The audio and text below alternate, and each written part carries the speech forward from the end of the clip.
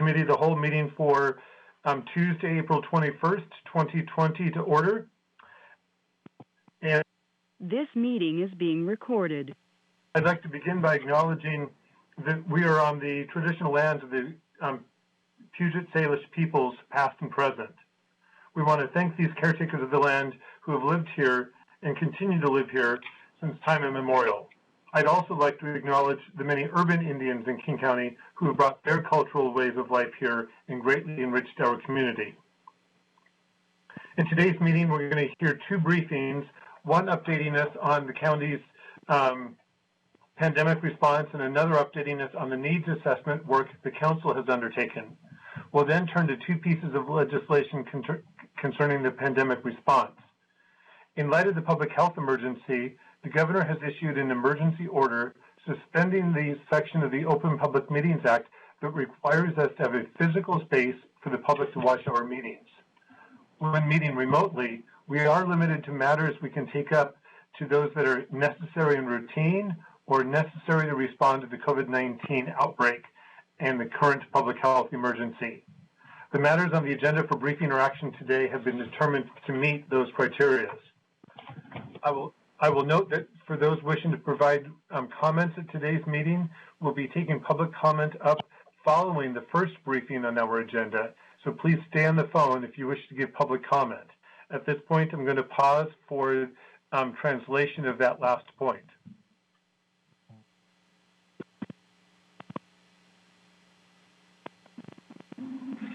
Ok, mi nombre es José Gaitán, soy intérprete en español y esto es para el público. Esta reunión va para a todos los, ¿cómo se llama? El público de aquí de la King County, el cual estamos prometiendo información acerca del Consejo del Estado de Washington, el primero para poder dar información acerca del COVID-19 y todo el proceso que se va a hacer, y vamos a tratar a proveer interpretación también. Yo estoy presente aquí, mi nombre es José Gaitán. Okay. Si tienen alguna pregunta, me pueden preguntarles. Ok, gracias.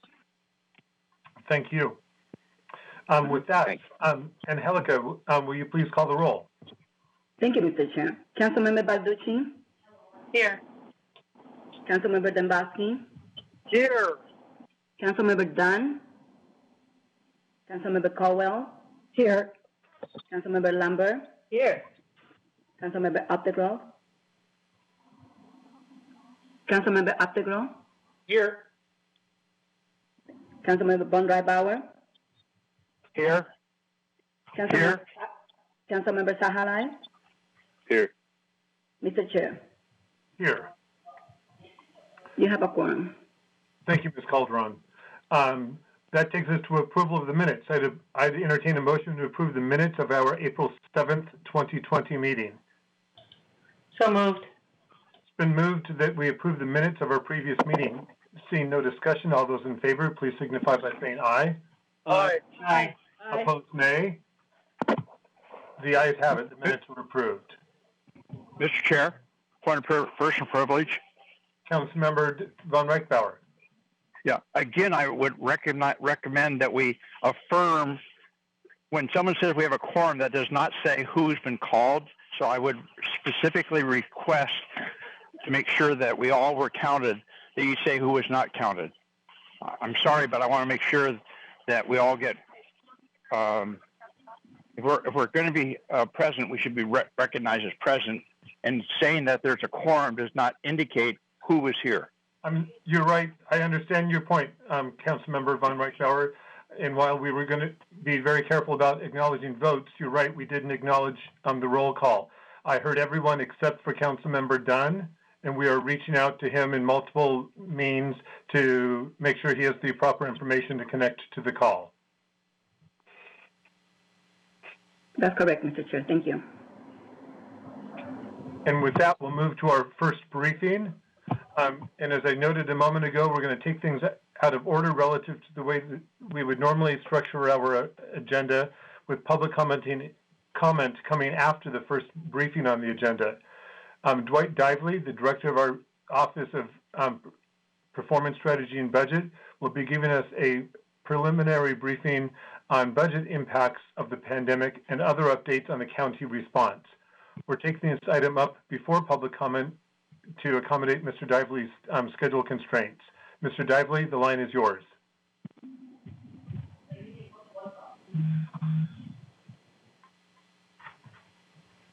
And as Mr. Dively unmutes himself, because we can't hear you, Councilmember Dunn, are you now on the line? Now, Councilmember McDermott, can you hear me? Yes, we can. Good, thank you. Good afternoon.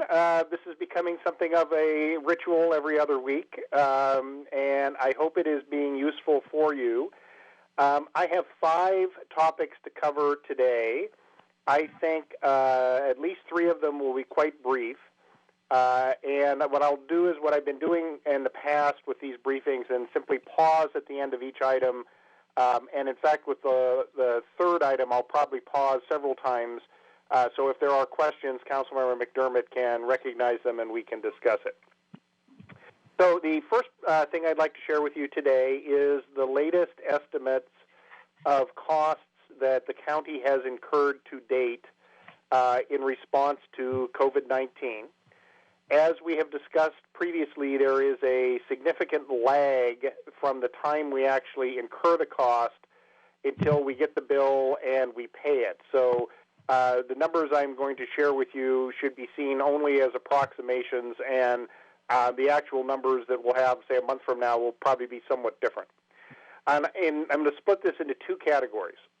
First category is we have, as I think all council members know, acquired a variety of facilities either by purchase or by lease or by development that are available for individuals who are affected by COVID-19. We have to date spent in excess of $50 million, 50 million, acquiring those facilities, leasing them, remodeling them in many cases, and beginning initial operations of them. At this point, we are not planning on acquiring more facilities unless we see a further uptick in the number of cases. So that number will grow somewhat as we finish out work on the facilities, but we're probably well past the growth peak of facility costs. The second part of this is operating costs, which are harder to know because they're more spread out, in different departments with incremental payroll costs and purchasing costs and that. But my estimate is we are at least at $25 to $30 million of things in that category. So we likely have spent to date somewhere in excess of $75 million in responding to COVID. Just to remind council members, we expect most of that, and perhaps in the perfect world, all of that, to be reimbursed from state and federal sources. A lot of the facility costs we know are eligible for FEMA reimbursement. There is also the $200 million that the state set aside that we will no doubt get some portion of that. And then my second point we're going to discuss today is the federal CARES Act money, which will also be available to cover these costs. So while the number is large, I want everyone to understand that a very modest amount of that is likely to have to come from the county's own resources. So I will pause at this point and see if there are questions. Thank you. I want to first of all acknowledge Councilmember Dunn. You're on the line now. Hi, Mr. Chairman. Thanks. Great. Questions for Mr. Dively on this point? Lambert? Councilmember Lambert. I had to think of my name. I want to know what you mean, Dwight, hello, by the way, by development. In what way development? Hello, Councilmember Lambert. Development I'm using for the facilities where we basically started with an open field and then have built something on it. So the 2 obvious examples of that are what we call ACRC, the Assessment and Recovery Facilities, one in Shoreline and one in Eastgate, which basically we took large open spaces, brought in very large tents, and then have set up facilities in them to house people and provide medical care as needed. So that's what I meant by development. There are other sites, for example, the Elliott Avenue site in Seattle, where we took a piece of county-owned property and are bringing in the modular units that we purchased a couple years ago and are developing that particular site. So as a follow-up, Mr. Chair, if it's okay, the ACRCs that you mentioned, the Shoreline and the East Gate, I've been on the weekly calls on both of those, and if I understand correctly, neither one of them, well, first of all, East Gate's not completed, but Shoreline is also empty. So is it correct to assume that neither one of those has any human beings located in them at this point? That is not correct. So starting, I believe, late last week, there have been people at the Shoreline facility. Not a very large number yet, but we are using that facility. If that facility nears capacity, we will then start using the Eastgate facility. Okay, thank you very much. You're welcome. Further questions? Hearing none. Mr. Dively? All right, so my second of 5 points is the Federal CARES Act funding. So we've talked about this before, but just to refresh everyone's memory, the federal government in their third COVID appropriations bill included about $150 billion for state and local governments, which is split up by a formula, and in that, governments in Washington state will receive about $3 billion. The Act goes on to describe how there will be direct allocations to local governments, meaning cities and counties, that have populations of over 500,000, which in the state of Washington is 5 jurisdictions: King County, Pierce County, Snohomish County, Spokane County, and the city of Seattle. I think I would read the Act, and certainly our lawyers read the Act, as saying that the allocation to King County should be based on our entire population of roughly $2.2 million. However, the Treasury in D.C. decided that since the city of Seattle also is eligible for funding, their funding share should in essence be deducted from the share that goes to King County. So just coincidentally, the city of Seattle's latest population estimate is almost exactly 1/3 of King County's. So instead of getting about $390 million, which is a straight read of the legislation, King County is only going to get $260 million. So we are still expecting that money to arrive this week. It is not going to be treated like FEMA, where you apply for funds and then receive them later on. This is money that is being sent to us immediately and directly. And so it will, assuming it arrives, as it's supposed to this week, we will have it in our own bank account. The federal government has provided little guidance so far about this money, about how it can be used. We know it cannot be used to reimburse for lost revenues. We know it can only be used for incremental costs associated with COVID response. But whether there are any other stipulations or restrictions is unclear, and they have not even said for sure that they will provide additional guidance. So we're operating a little bit in the dark about whether the federal government will impose restrictions on how we use the money. And that they could wait 2 months and then tell us retroactively that, oh, you can't use it for this or that or the other thing. So we have some risk here, but it seems like the intent is to give us a great deal of flexibility in how we use the money. So having talked with the executive, we are going to propose to the council that we work out a process jointly between the executive and the council about high-level policies about how to use this money. And so I would encourage you to have a conversation when you are ready about how, first of all, whether you would like to engage in that process, and then if so, how. Because I do think it will be helpful before we start spending a lot of it if we have some general policy guidance from the executive and council about what to do. So I will pause at that point and see if there are any questions about the federal money. Colleagues. Mr. Chair, this is Claudia. Councilmember Claudia. Thank you. Hi, Dwight. Thanks for coming every other week and giving us these updates. It's helpful to keep track of where we're at. And there's these through lines. So we've been talking about this funding for a while.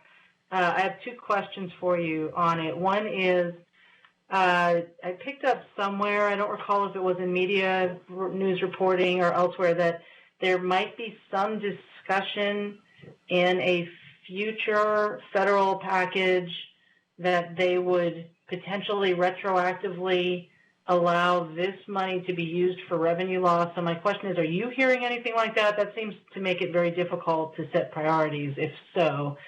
And the second question is, if at this point or at some point in your report, if you could talk about what we're hearing from smaller jurisdictions. Some of them are in, quite a bit of distress right now, mostly due to lost revenue, it seems, and the rest are likely to follow. I mean, I think it's just a matter of time. You'll see some of the early hits on, especially jurisdictions that are heavily reliant in their budget for sales tax.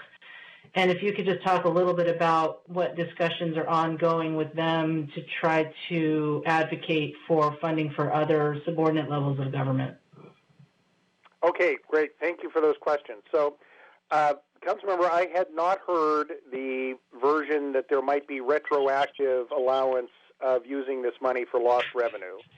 I do know that there are proposals in the Senate and in the House in Washington, D.C., informal proposals to appropriate additional federal money to cover lost state and local government revenue. You certainly could imagine that as a compromise, they would retroactively allow this money to be used to cover lost revenue, which, as you said, you're exactly right, would be a great additional complication. It'd be nice to have the flexibility, but it would make decision-making even harder about how to spend the money. To your second question, the executive had a meeting with the Sound Cities Association leadership. I believe it was last week, and they pointed out, as you did, Councilmember, that many of the suburban cities are suffering significant revenue losses. And so we are planning on reaching out to them later this week to follow up on that conversation. We need to remind them that this federal money cannot, at least now, be used to cover revenue losses. We do know that there are at least some of the cities, Kirkland, I think, perhaps is the best example, that have incurred significant direct costs for COVID response. So one of the things we discussed with the executive yesterday, and he approved, is my office is going to develop a form, and it'll be a simple form, that we will send to all of the cities other than the city of Seattle. It's if you have direct incremental COVID response costs, please let us know, and you'll characterize what they are and what the amounts are, what the time period is. And we'll probably do that on a monthly basis. Obviously, this is evolving.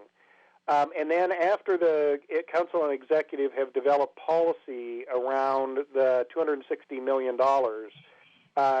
we then can consider using some of that money to cover the direct expenses of cities. We may want to go a little further and look at whether some of, for example, the fire districts have incremental costs.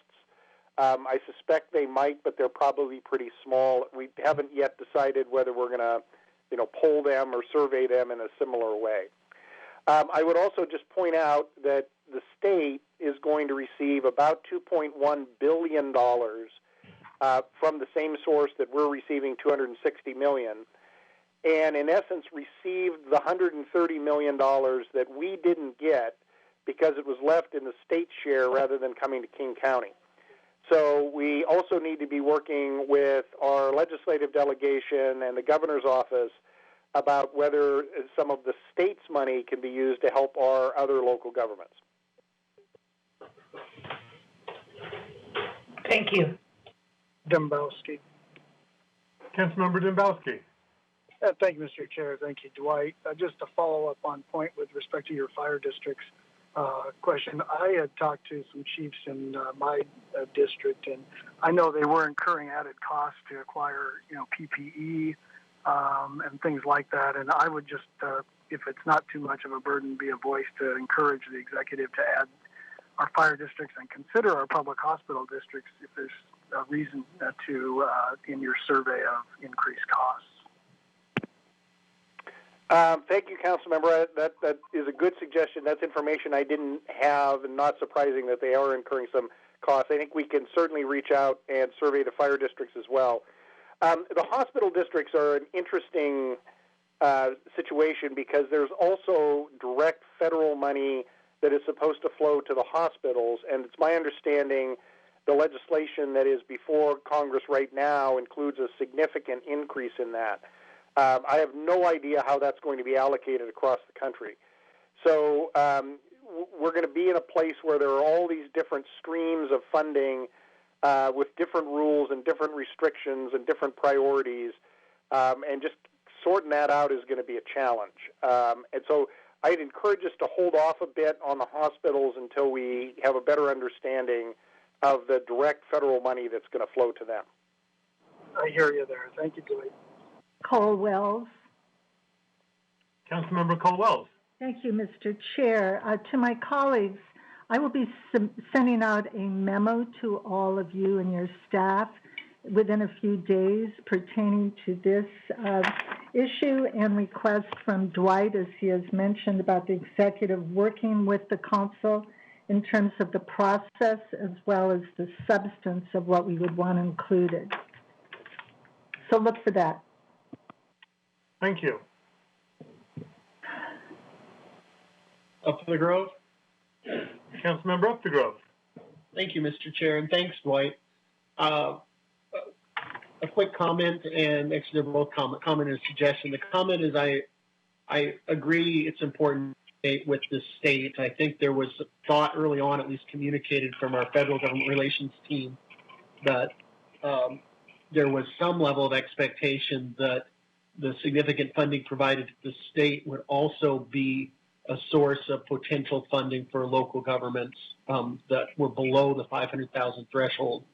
So I don't know that that burden should fall entirely on the county share, although I think it's important to work with our local governments to make sure that they're not unduly impacted.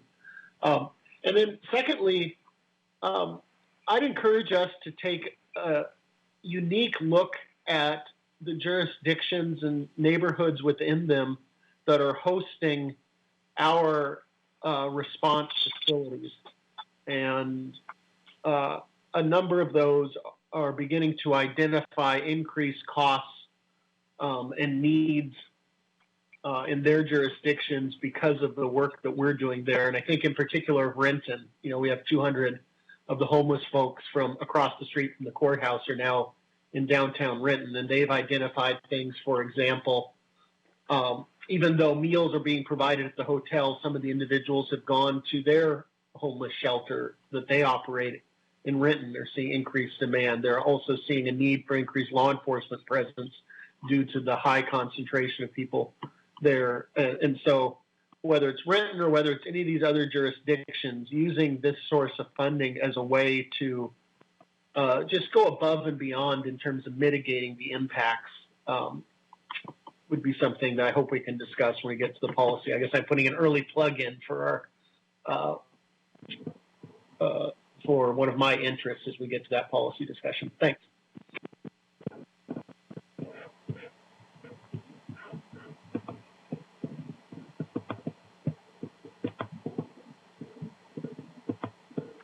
Any other questions on this item? Hearing none, please proceed. All right, thank you.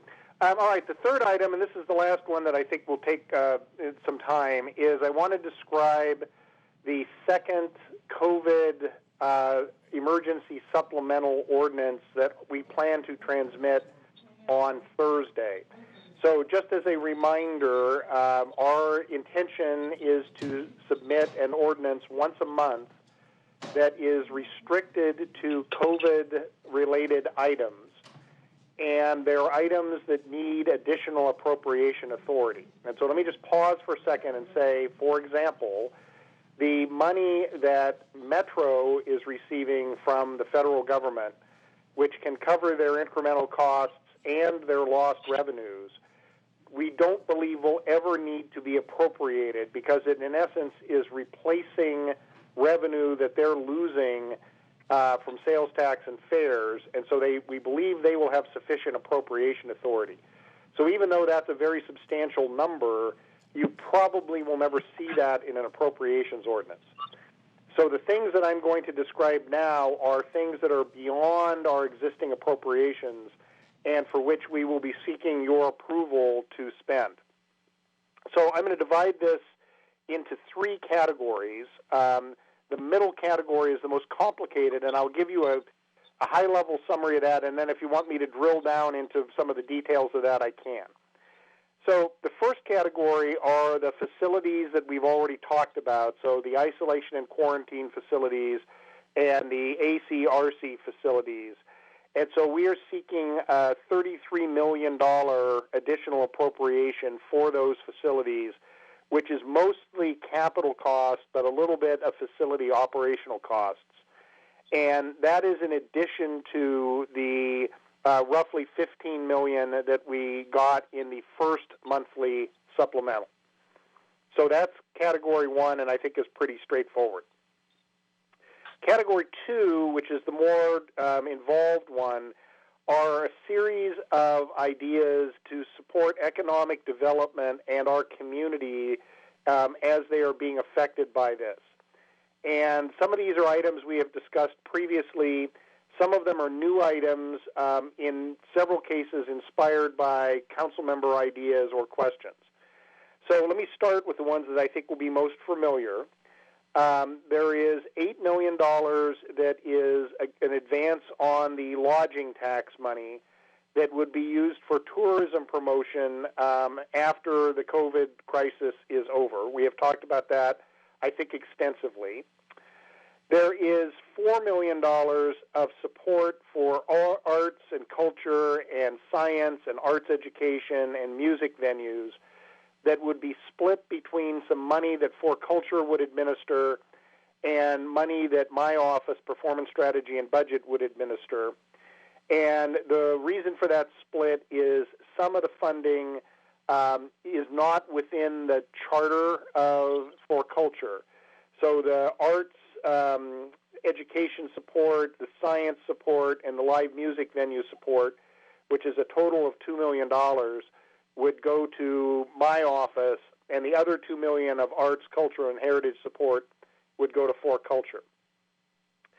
There is, in addition to that, $1 million also advanced from the lodging tax for homeless youth programs, and as we discussed previously, that does not have to be capital. That can be and is intended to be services.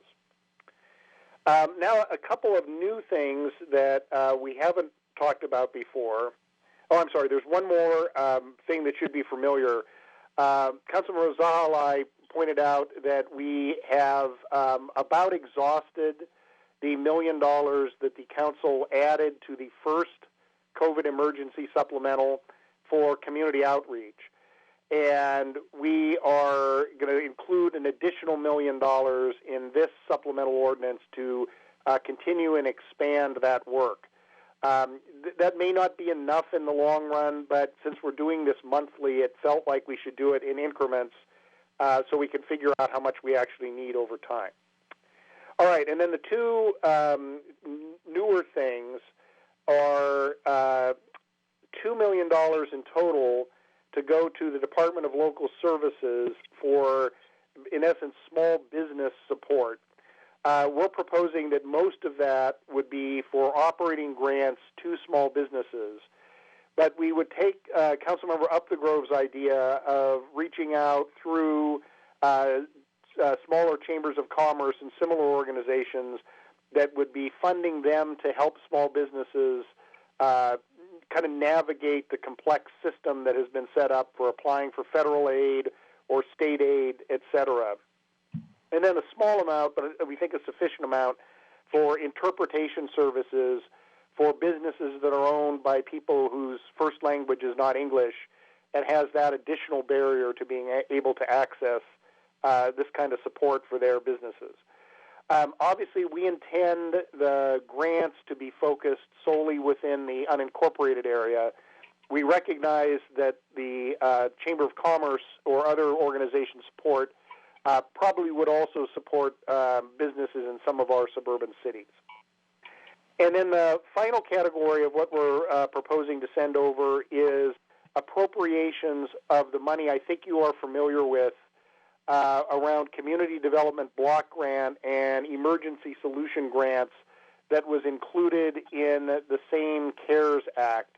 It's about $3.3 million of CDBG and about almost $1 million of ESG funding.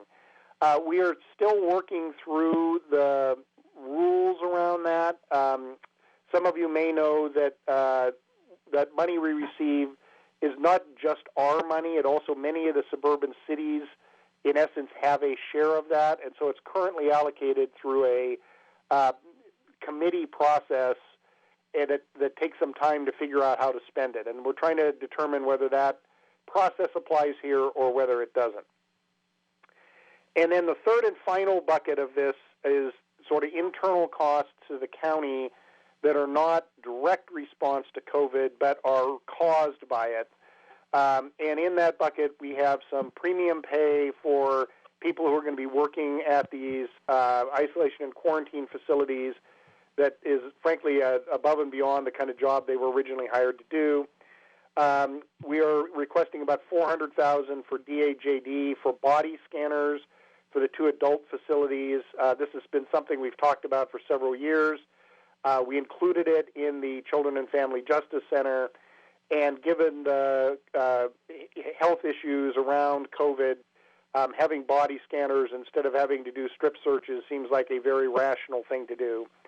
And then finally, speaking of antiquated technology, you may know that our assessments and treasury units still are working with a mainframe program that was transitioned over to servers a few years ago to do all the property tax assessment and billing. And it's not easy to access, so we actually had to spend a little less than $100,000 so that our staff who are now working from home could actually access that system. So those are the 3 buckets. Facilities, pretty straightforward. Economic and community support, more complex, lots of individual detail. And then these last 3 things that are really workplace adjustments for King County operations. Okay, and I will now pause at this point because I'm sure there will be questions. Council members. Up the Grove. Councilmember Up the Grove. Thank you, Mr. Chair. A process question and a policy question. Process question, when will we have a chance to look at it, and when are, that would be for Dwight, and then for the chair, when are we expected to take action on it? I'm nervous about what's shaping up to be a pretty tight turnaround for our ability to digest and consider and develop amendments, that kind of thing. And so that's a process question. And a policy question on the community outreach, the idea of additional expansion. One is, I had heard third hand the 200, and so this may be a chance for you to correct a false rumor or confirm it, that of the previous $1 million, the $200K was diverted to the Seattle Foundation for just the COVID response fund. I want to make sure that wasn't accurate, or if it is, understand why that was done. And secondly, would like an opportunity before that goes out to talk about the distribution process there. Much like some other of these emergency processes, when we're moving quickly, it can create some equity issues and some communication challenges and people left behind, and would love for us to have a conversation about the process for driving money out when we're doing it in a hurry with this outreach fund. So those are my questions. And so, Councilmember, I think you had 2 questions for me. So the first one, your question was, when are you going to be able to see the details of this? We intend to have it to the council on Thursday.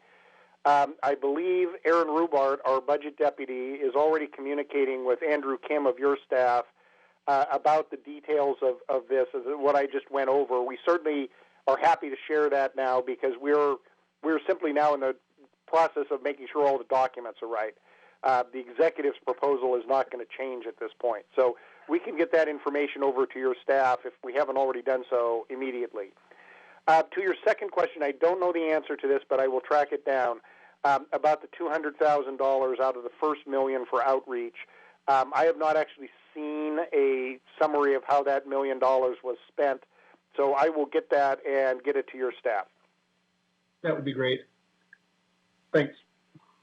Councilmember Lambert. You are so good and clairvoyant. Thank you, sir.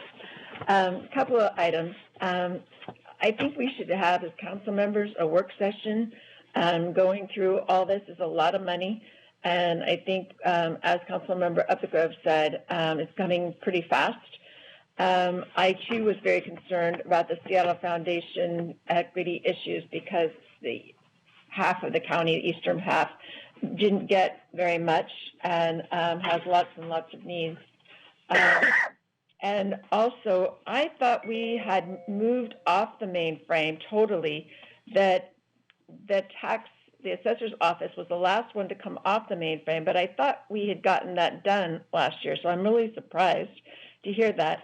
And then I would like to see a $1 million, the whole breakdown on how that was spent. I think $1 million in outreach in a month is pretty amazing, and I have been on many of the outreach calls.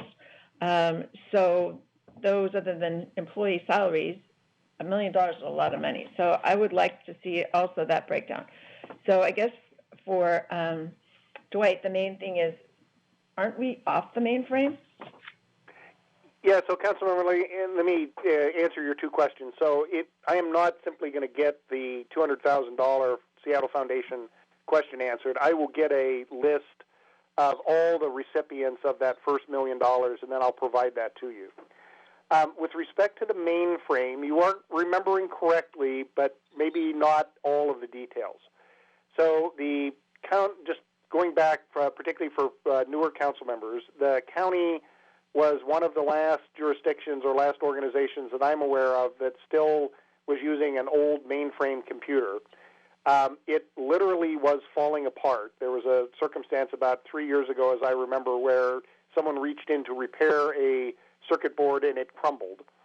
And so we spent quite a bit of money getting the last applications off of the mainframe onto servers. And the last two applications, the big ones, were the property tax assessment system that the assessor's office and the Treasury unit use, and the jail management system.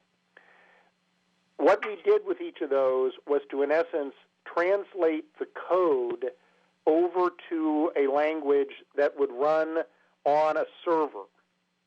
But we did not replace the program.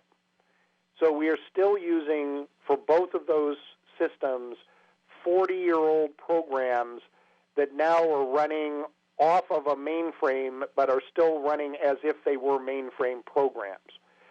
Both of those systems have a major project underway to replace them with a new jail management system that should be done next year, and with a new property tax assessment system that I believe will be done by the end of this year.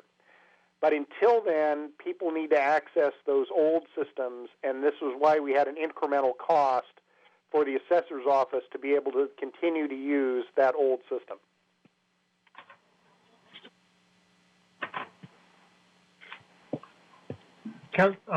Colwell? Do you have wrap-up or follow-up, Councilmember Lambert? Just that I was there through that whole process, and it was painful, and it took years. And I remember when we allocated the money for what he was talking about, there was a celebration that we had gotten to this point. I had thought we had finished it, so I'm glad to hear that it will be finished, according to what you said, by the end of 2020. Is that correct? So the last I heard, and I would have to check on this, the property tax system was due to be completed this year. The jail management system is due to be completed at some point next year.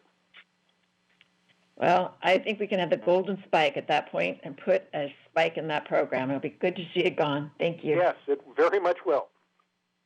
Mr. Dively, if it would ever help to replace hardware, I do have my original Commodore 64 computer still in my parents' attic, and I'd be happy to give you any parts you needed. Well, at the rate we're going, we may be needing those computers pretty soon, Councilmember, so I wouldn't be offering it to anybody else. All right. Councilmember Balducci, followed by Councilmember Colwell. Thank you, Mr. Chair. I want to add my voice to my colleagues who spoke previously about the importance of, although we are in an emergency and we need to move quickly, to be deliberate and thoughtful about the policy choices that we make around expending the kinds of money we're talking about, the federal money as well as this next supplemental. Just to add to the public discourse, I know you have all heard this already, but you know, in normal times when we're distributing human services resources, the East Side, sometimes just my district, will put in something north of 30% of the revenue and gets back 12 to 13% worth of support, which is not, you can see some rationale for that because of how resources are distributed in the county and how need is distributed in the county. But in the first round of resources for COVID response, both through the Seattle Foundation and some of our money, that number has plummeted to somewhere close to zero. There's been virtually no county distributed support that has made its way to anywhere in East King County. And I just feel that it's important to continue to remind our colleagues in government and in the public that there are people in a great deal of need in East King County, many of them.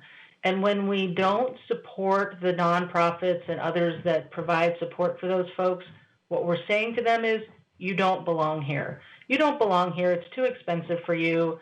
Go somewhere else where there's more people who make lower levels of income. And so that's just, it's very distressing to me under normal operating conditions. It's going to be very additionally distressing to me now. And when we're going to have these discussions, we need to think carefully about how we're doing distributions. We need to be nuanced. We need to be equitable. I don't think any clear formula like sub-area equity actually works, but we do need to find a way to fairness somehow and supporting all of the people throughout King County who need our support. Thank you for letting me just sort of lay down a policy statement, if you would, Mr. Chair. Yes, and Councilmember Colwell. Thank you, Mr. Chair. I have a question for Dwight to clarify one item that was mentioned. I think it's still the case that the $1 million going toward the homeless youth services would be distributed in other parts of the county than Seattle. Seattle would not be included. And I understand the rationale, but is that the case? So, Councilor, this is going to be one of the questions that you and your colleagues need to think about. So, we have two different, well, we have more than two. I mean, we have multiple sources of funds at work here. So, the homeless youth was conceptually part of the lodging tax advancement proposal. And as I think everyone knows, lodging tax will be, when we start to get it next year, collected from everywhere in the county except within the city of Bellevue, which is a function of state law. So that's not within the county's control. So you could make an argument that the money should be distributed everywhere in the county, including the city of Seattle, for homeless youth. It is also true that we may be able to, and depending on your ultimate policy decisions, use the CARES Act funding instead of the lodging tax advance for this particular use of funds. In that case, the money is coming conceptually from the federal government for everywhere in King County except the city of Seattle, which then you would make a logical argument that we should not spend any of the homeless youth money within the city of Seattle. So you can argue it should be included, and you can equally argue it should not be included. And I think that's just a discussion that you all need to have around this particular funding and any other funding that you're including out of the Federal CARES Act. Thank you. Further questions? I'm sorry? Zahalai. Councilmember Zahalai, please. Thank you, Mr. Chair. I just wanted to speak on the outreach grants a bit as well. As we all know, COVID-19 is a force multiplier. Every single issue that we face in King County is going to get much worse after this crisis is over. And so when we're thinking about the communities that before COVID-19 hit were already under-resourced, already had disparities in health outcomes, already had disparities in access to housing, already had disparities in homelessness, $1 million to go out to the organizations that are serving those communities is not a lot at all. So while I support the request for documentation of how money is being spent, I'm always in support of transparency. I just want to throw out there that $1 million for organizations that are serving marginalized and under-resourced communities in our region who are providing outreach and services to hundreds of thousands of people is not that much. And, you know, you can look at one example where an organization called the Alliance, which is, 17 organizations sought money, and I believe they got $100,000 split up amongst them. That's only around $5,000 each to provide the critical services that they're doing. So I would just be mindful that, I'm looking at at these pots of money that are going out, and consistently the ones that go out to communities like these are the smallest pots of money. So I just want to throw that out there and give some rationale to why I support providing more money into these buckets. Thank you. Lambert, clarification. Councilmember Lambert. So I thought that the $1 million wasn't for service delivery. I thought it was for outreach, not service delivery. Could you clarify?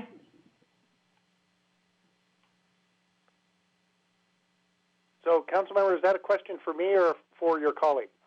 For you.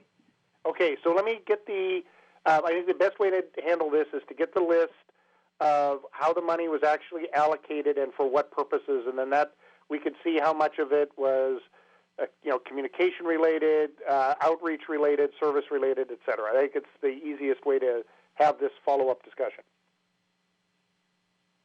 Thank you all.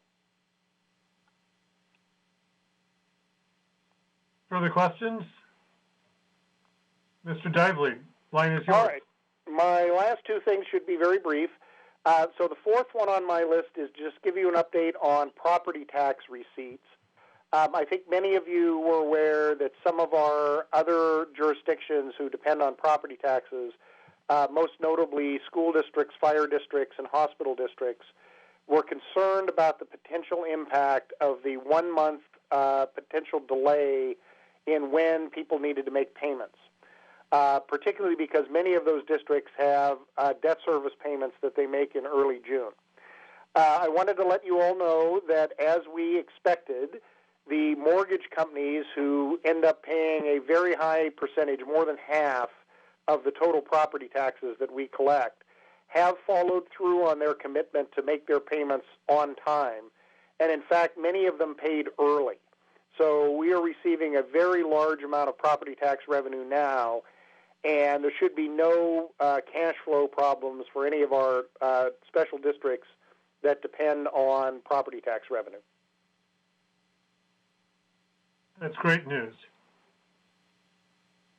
All right, and my last point, number 5, is, as I think I've mentioned to at least some of you, we are tracking the county's investment pool on a weekly basis to make sure that we don't have any investments that become impaired because they are organizations that are now encountering financial difficulties and may or may not be able to pay their debt back on time. I receive a report on that every Monday. Yesterday's report was fine. We have had no problems whatsoever. We continue to have good access to the markets. We can still make investments when we need to. We can sell investments when we need to. We don't have any of our investments that there's any indication right now that there's a problem ultimately being repaid. So I will just, in our conversations, I will keep you regularly updated on that. I'm not, frankly, too worried about this at the current time, but I think it's important for transparency that you are aware of the status of those investments. And that is the extent of my report, but I'm happy to answer questions if I can. Thank you, Mr. Dively. Further questions? Colwell. Councilmember Colwell. Thank you. This is not a question per se, but I just wanted to inform my colleagues that the quarterly Executive Finance Committee meets this Thursday.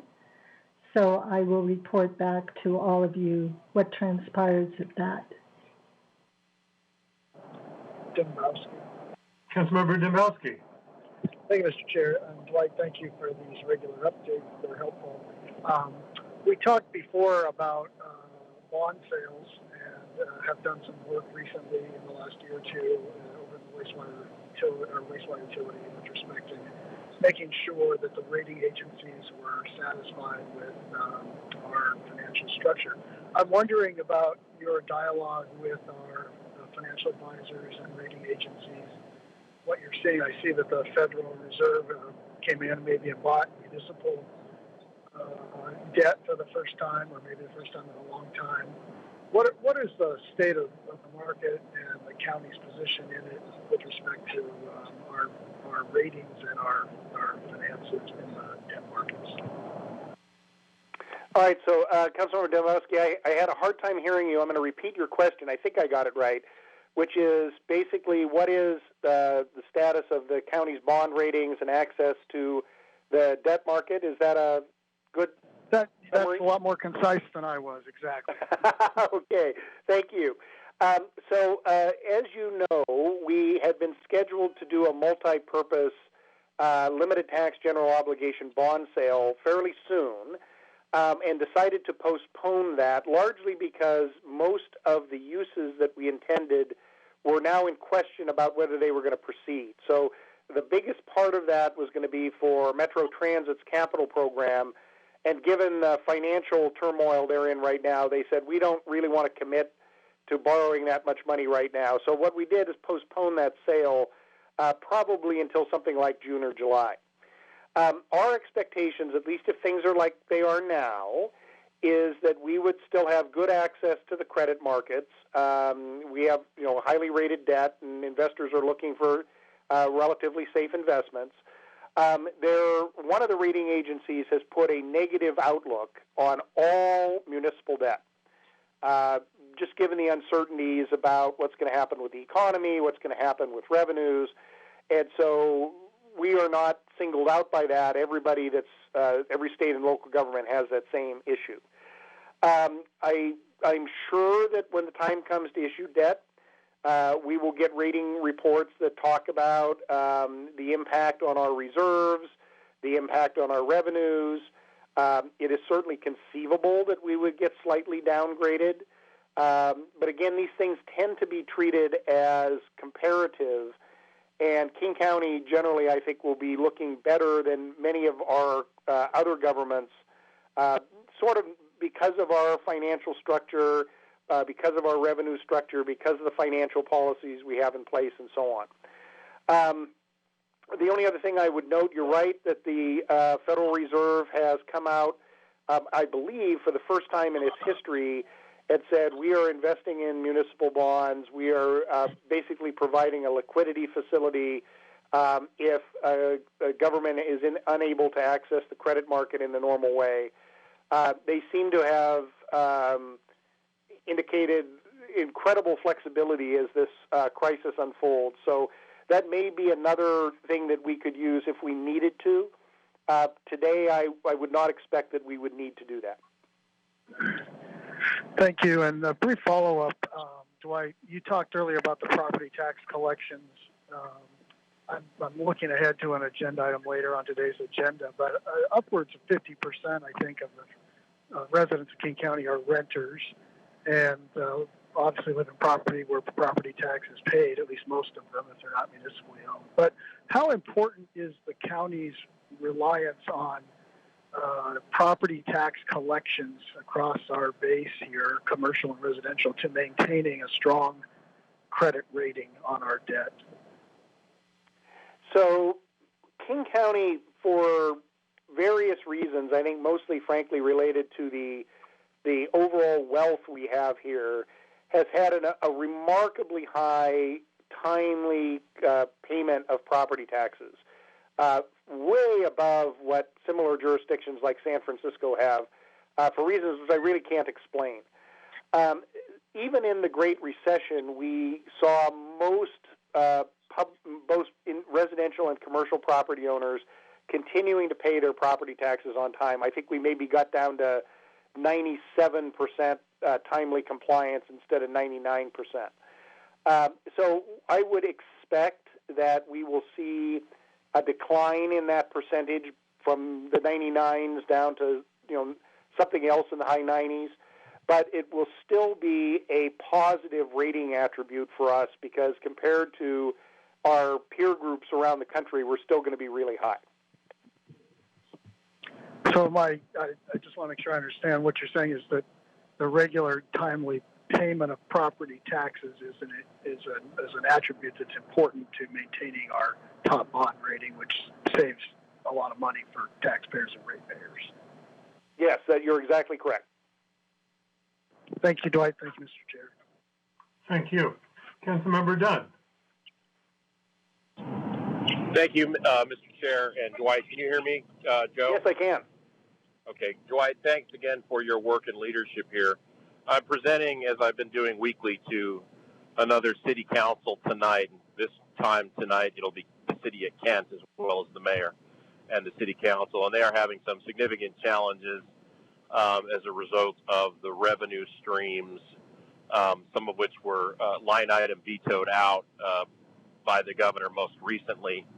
Do you have any indication of how, if at all, those revenue streams, property, the sales tax subsidies, that sort of thing, would ultimately get fixed? Or is the city looking at a hard cut with no wiggle room? Or is there federal or state subsidies that can be used? So several answers to that, council member. Whether this is a good idea or not is a different question, but there are revenue tools that are available to cities that in many cases they have not fully utilized. So unlike King County, which has in essence no revenue flexibility, most of our cities do. Again, it may not be a good idea to use that flexibility, but they have some of their own. Excuse me, the Mr. state Dively. is fully in control of the allocations that they make to local governments for sales tax replacement, et cetera. There's nothing a city can do about that on their own. Councilmember Alducci shared with me earlier that there apparently is some level of federal commitment that in the next COVID bill, not the one they're doing now, but the next one, there would be money for state and local governments to replace lost revenue. How much that would be, how it would be allocated, I think probably no one has given thought to at this point, but that may be something that some of our cities that are really hard hit could have a potential to access in the next few months. Dwight, can you hear me now? Yes. Okay. Thank you for that response. I appreciate that. I harken back to 2008, 2009 timeframe, Dwight, where we saw counties, municipal governments across the country begin to fail. And the one that comes to mind most notably is Orange County, California. Do you see the possibility for municipal governments to fail across the country? And why will we not be one of them? Councilmember, I think the idea that local governments may go into bankruptcy in the next 2 years is very real. The city of Detroit went bankrupt. The city of Stockton went bankrupt. There were other cities in California that went bankrupt.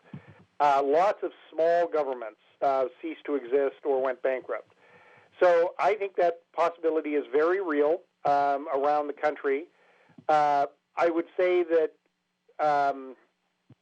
one of the last governments that would face that reality would be King County, Washington. That is in part because we have a very diversified government. We have many different functions. some of which have their own revenue sources that are within your control, and those functions would certainly continue. Our general purpose government is largely supported by property taxes, which, for all of the limitations they have, they are a generally reliable and stable source of revenue. And because of the wealth in our community that will still be there after this, the ability to pay that tax is still there for most people. There are exceptions. So we may shrink. We may not be able to provide the services that we are currently providing in all cases today, but we're going to be here. And so I have great confidence in that. That's not to say that the path is going to be easy or that the next budget is not going to be without its extreme challenges, but compared to governments that are much more dependent on business taxes, sales taxes, and utility taxes, our revenue base and our reserves are going to help us be there a lot longer than many others. Thank you. That's a very good answer, and I'm glad to hear that. Colleagues, further questions?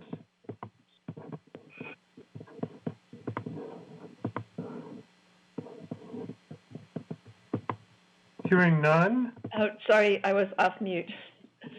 Councilmember Lambert. Thank you. I just want to say thank you to Dwight for your leadership and your integrity. You got us through 2008 and 9's budgets that I'm sure will look pleasant compared to what's ahead. And if it weren't for the principles that we've been living with all these years, we wouldn't be in this goodest shape. So I just wanted to thank you for your leadership and for the principles that have been put into place to make us in this as strong as we could be at this point. So thank you. Well, thank you, Councilmember. I really appreciate that. I didn't get here till 2010, so I didn't help you in 2008 or 9. I do want to say that as difficult as it is sometimes, I love my job. I love working for the county. And one of the things that I am proudest of is the partnership that we have built between the executive and the council and the trust that we have built, particularly around budget issues. We certainly have our policy disagreements. That's what a democratic process is about. But the fact that we are able to openly communicate and we are able to use the same numbers and we are able to share information is one of the reasons that, in my opinion, our government works as well as it does. And so that's a reflection not just on the executive, not just on me, but all of you on the council, all of our other separately elected officials, and obviously the staff and directors and that of the rest of the government. Thank you. And I felt like you were with us in spirit, but we made it through. Thank you. Dembowski. Councilmember Dembowski. Thank you, Mr. Chair. I just wanted to second Councilmember Lambert's statement there. I've been thinking a lot about Dwight lately on a personal and professional level, and then Dwight, I sleep a lot better, and the residents of this county should sleep a lot better knowing that we have you in charge of our finances on the executive side. We are just so fortunate to have you, and I want to personally, on behalf of the constituents I represent, extend my sincerest and deepest appreciation for your leadership, your compassion, your integrity, and your smarts. So thank you. Well, thank you. Any more praise for Mr. Dively? No, I can't handle any more. Thank you.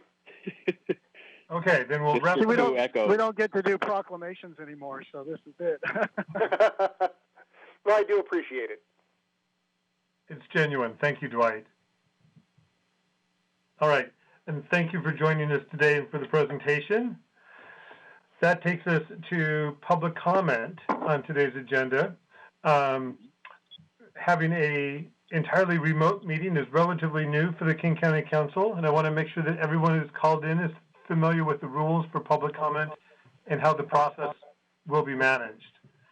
First, some ground rules. And if you're hearing them for the first time, I apologize because they can sound overly harsh, but unfortunately over time, we found it necessary to have them in place. The ground rules for public comment will include that today's meeting, the testimony today may not be used for the purposes of assisting a campaign for election of any person to any office or for the promotion or opposition of any ballot proposition. It must also not include obscene speech. And if the speaker fails to abide by these restrictions, I'll rule the speaker out of order and require them to exit the virtual meeting. Now I'll describe the process. As all members of the public joined this meeting, they were automatically muted. I can't see your names, only your phone numbers. We will first call on people who have signed up to speak in advance via the online form. And when those people have spoken, we'll call on the remaining people by the last 4 digits of your telephone number. Ms. Stedman, our committee staff, will call the names and numbers. When your name or number is called, staff will unmute your line so we can hear you. Please make sure that you also unmute your phone if you have muted yourself during the call. And before you begin your formal testimony, please say your name and wait to be acknowledged so we know and you know that you're off mute and we can all hear each other.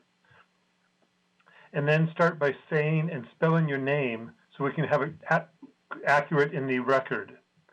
You will then have 2 minutes to speak and share your comments with us. At the end of 2 minutes, the timer will go off. You can certainly finish your thought, but please wrap up your comments to allow the next person to speak. If you go far past your 2 minutes, you may be muted. If you're listening to TV or streaming the meeting while on the call, please turn that function, that volume off. Otherwise, we'll hear feedback on the line when you're speaking. If you are disruptive to the meeting, I will ask staff to terminate your call and have you leave the meeting. And please hang up after you have provided your comment to make it easier for us to manage the call. You can follow the remainder of the meeting on King County TV, channel 22, or stream online.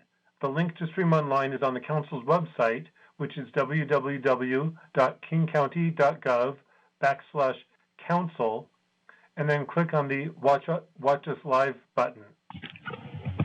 Have a Spanish language interpreter on the line to provide interpretation if needed during the public comment, and anyone needing the interpreter will be given twice as long for their comments. And the interpreter will now repeat the instructions for public comment in Spanish. Hola, muy buenas tardes. Mi nombre es José Gaitán. Aquí le voy a dar todas las instrucciones acerca de esta reunión ahora que es una reunión remota para todos. Primero, tenemos que tener unas reglas para seguir el proceso. Se les recomienda a las personas, por favor, que pongan su teléfono, que hagan las preguntas y pongan su teléfono en mute para que de esa forma se pueda contestar las preguntas correctamente.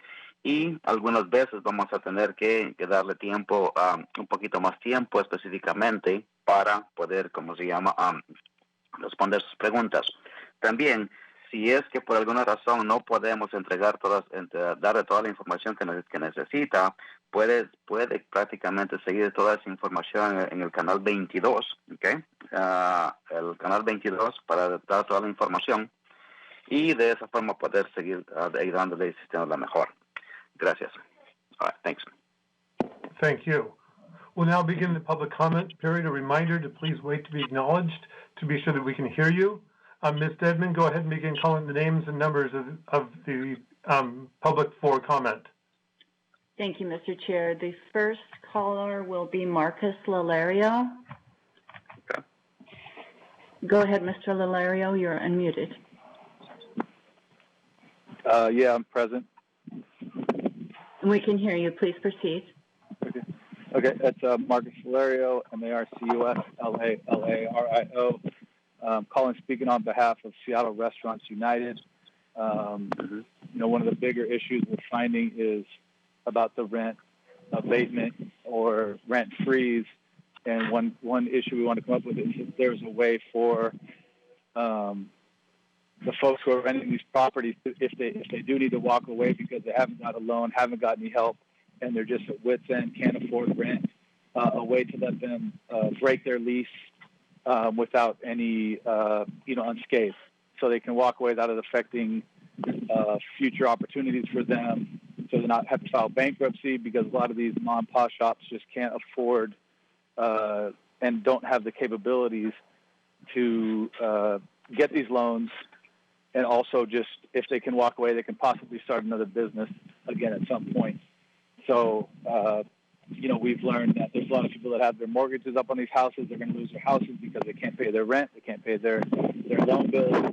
So we just want to bring the attention and see if there's something that can be done, or how to proceed in trying to bring it upon more ears.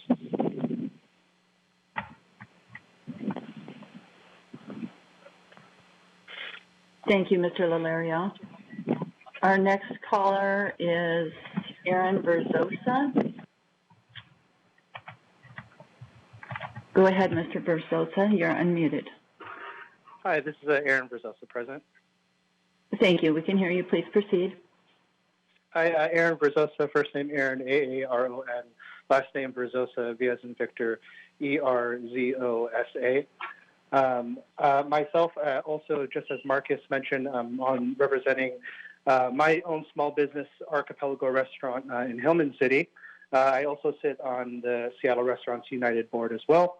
And just to piggyback on Marcus's testimonial just now, I think what, as a restaurant owner, and certainly as someone that is looking for help in alleviating on the rent side of, would that be abatement or freeze, I think it's important to consider, too, as the shelter in place is lifted, that most restaurants are, if they're still around, will be at capacities at 50%, which in those, even in those margins, most restaurants, probably a lot of them, I've seen numbers about 75% will be gone. And so as we think about certainly the taxes, whether it be property or what, that a lot of our landlords have to face themselves to understand that chain from those that are holding the leases, and as Marcus mentioned, whose houses are and such are online as well, to consider that, but also to consider the long term in terms of the bridge to vaccination and how long that could potentially take as it pertains to the budget. If there's any kind of help in terms of abatement for small business, particularly restaurants. Thank you. Thank you, Mr. Verbosa. Our next caller is Jennifer Alaboud.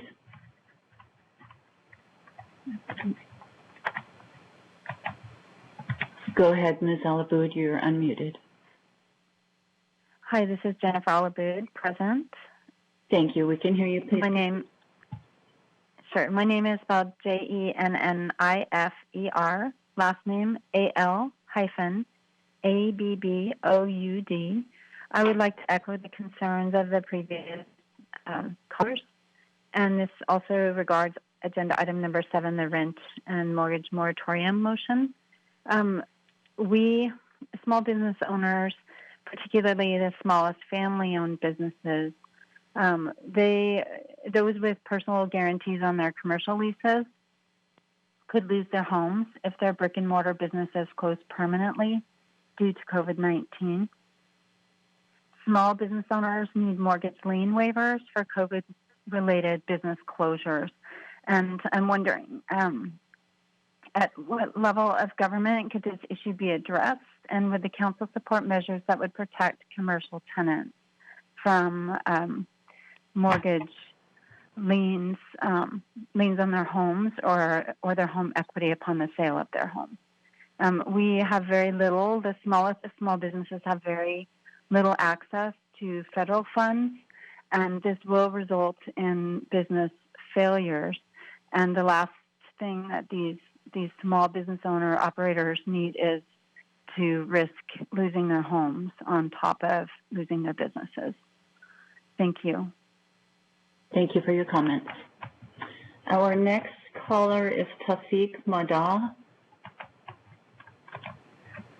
Go ahead, you are unmuted.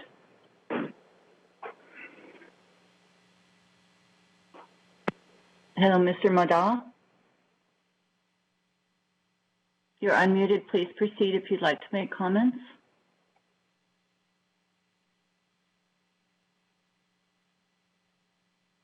We're unable to hear you, Mr. Mada. You could check to see if you're muted on your end.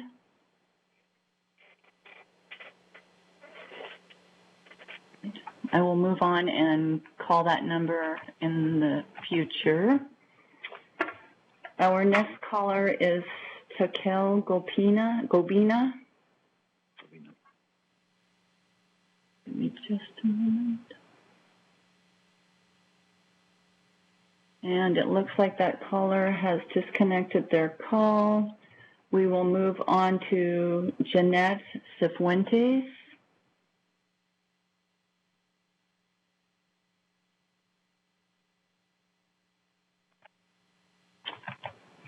Go ahead, Ms. Cifuentes. You're unmuted. Jeanette Cifuentes, present. Thank you. Please proceed. My name is spelled Jenettete. Last name is Sifuentes. I'm a renter in Seattle and a property manager for several apartment buildings in the Seattle area. I'm here to address a much-needed rent and mortgage freeze. We need a city, county, and statewide rent and mortgage freeze during this COVID-19 crisis. Many of my renters' jobs have been affected by the COVID-19 shutdown. These are people that already live paycheck to paycheck and struggle to pay these high rents in Seattle. I've been a property manager since 2001 and have seen how property owners and investors have flourished with rising rents in Seattle and King County since 2010. While renters and lower to middle income homeowners saw the short end of the stick after the 2008 recession. I've personally seen how 10% plus rent increases after a recession have driven people to homelessness. We cannot let the poor, the working class, and small business owners that are feeling the financial effects of this shutdown the most get the short end of the stick once again. While large multifamily property owners and investors will come out of this crisis with homes to live in, funds to survive and reinvest, many renters, lower income homeowners, and small businesses are terrified that they will not be able to catch up on their past due rent and other expenses after the rent moratorium is over. My best friend, who owns a hair salon in Pioneer Square, has applied for every grant and business loan offered for the COVID-19 crisis and has not been granted any of them due to lack of funds in these programs and is struggling to figure out how she herself will pay rent. Small business owners, especially the restaurants in my area, have been the glue holding our communities together by serving food for free to those in need. We need a rent and mortgage freeze that will benefit renters, small businesses, and small mom-and-pop landlords. We bailed out the banks in 2008 with our tax money, and it's time for the banks to take a back seat on their profits to help us. Councilmember Dunn stated, quote, a rent and mortgage moratorium would set a very dangerous precedent by harnessing the power of a public health crisis to undermine the basic free market principle of supply and demand, unquote.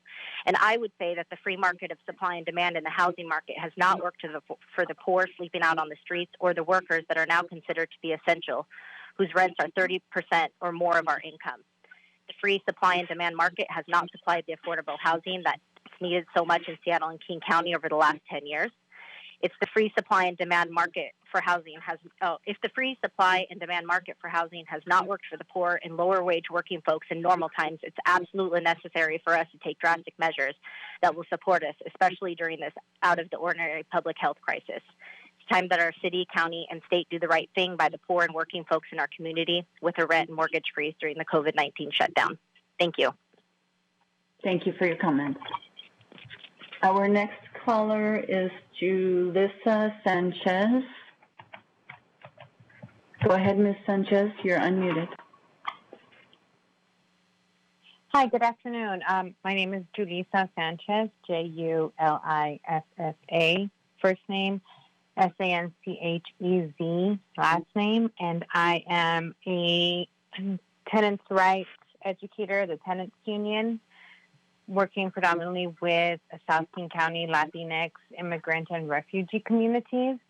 And I would like to ask you to implement the rent and mortgage freeze, as the majority of the Latino immigrant populations work in service job industries such as restaurants and hotels that are closed and probably won't be opened for a while now, and the moratorium in the state of Washington is now extended until June 4th. But even before all of this had been going on, many of these renters who do not qualify for unemployment and who are taxpayers, were already very vulnerable to discrimination and harassment from landlords. And in these times, even more, like tripled of this vulnerability during this times, unable to access help and services.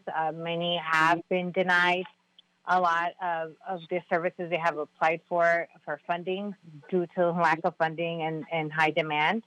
And they are very afraid from the hotline calls that we get. They are very afraid to be $6 to $10,000 in back rent and face homelessness after all of this moratorium is done with. And many of them do not speak English, so then getting notices of 14-day, 10-day, or the landlords who are very racist sometimes can and really take advantage of this and intimidate them to leaving their homes within the 10 days. So I urge King County to lead by example for the people, and we need a rent freeze, and hopefully that can be implemented statewide. Thank you. Thank you for your comments. I'm going to go back to Tawfiq Madah and try that number once again. Go ahead, Mr. Madah, you are unmuted. Hello, can you hear me now? Yes, we can hear you. Thank you. Please proceed. Okay, great. I was hearing you earlier, but for some reason it didn't work. Anyway, my name is Tawfiq Madah. First name T as in Tom, A-W-F-I-K. Last name M as in Mary, A-U, D as in David, A-H. I am a tenant living here in SeaTac. I am here to ask the King County Council to pass this resolution, calling on the governor to issue a moratorium rent payments and calling on the federal government to issue a moratorium on rent and mortgage payments.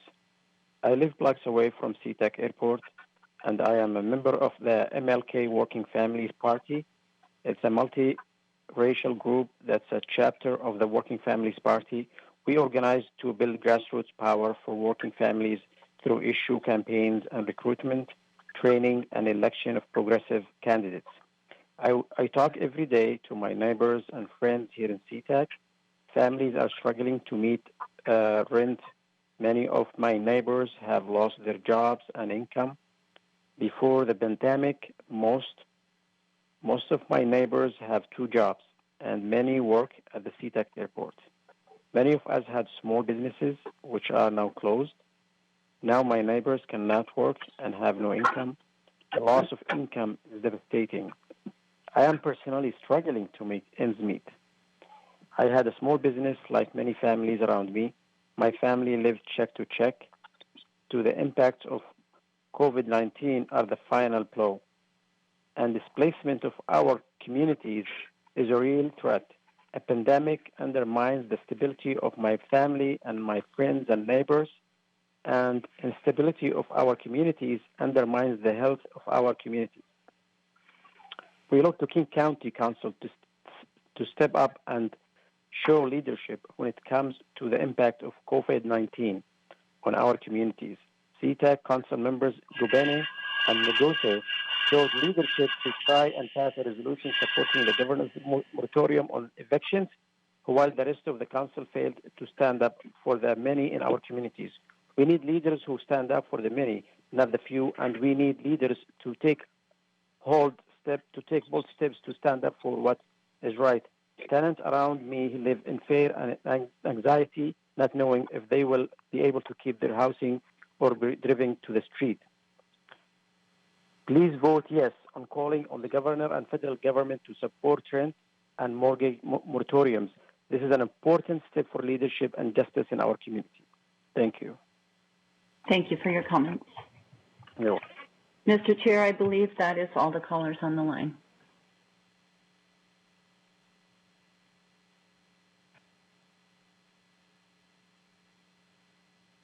Sure.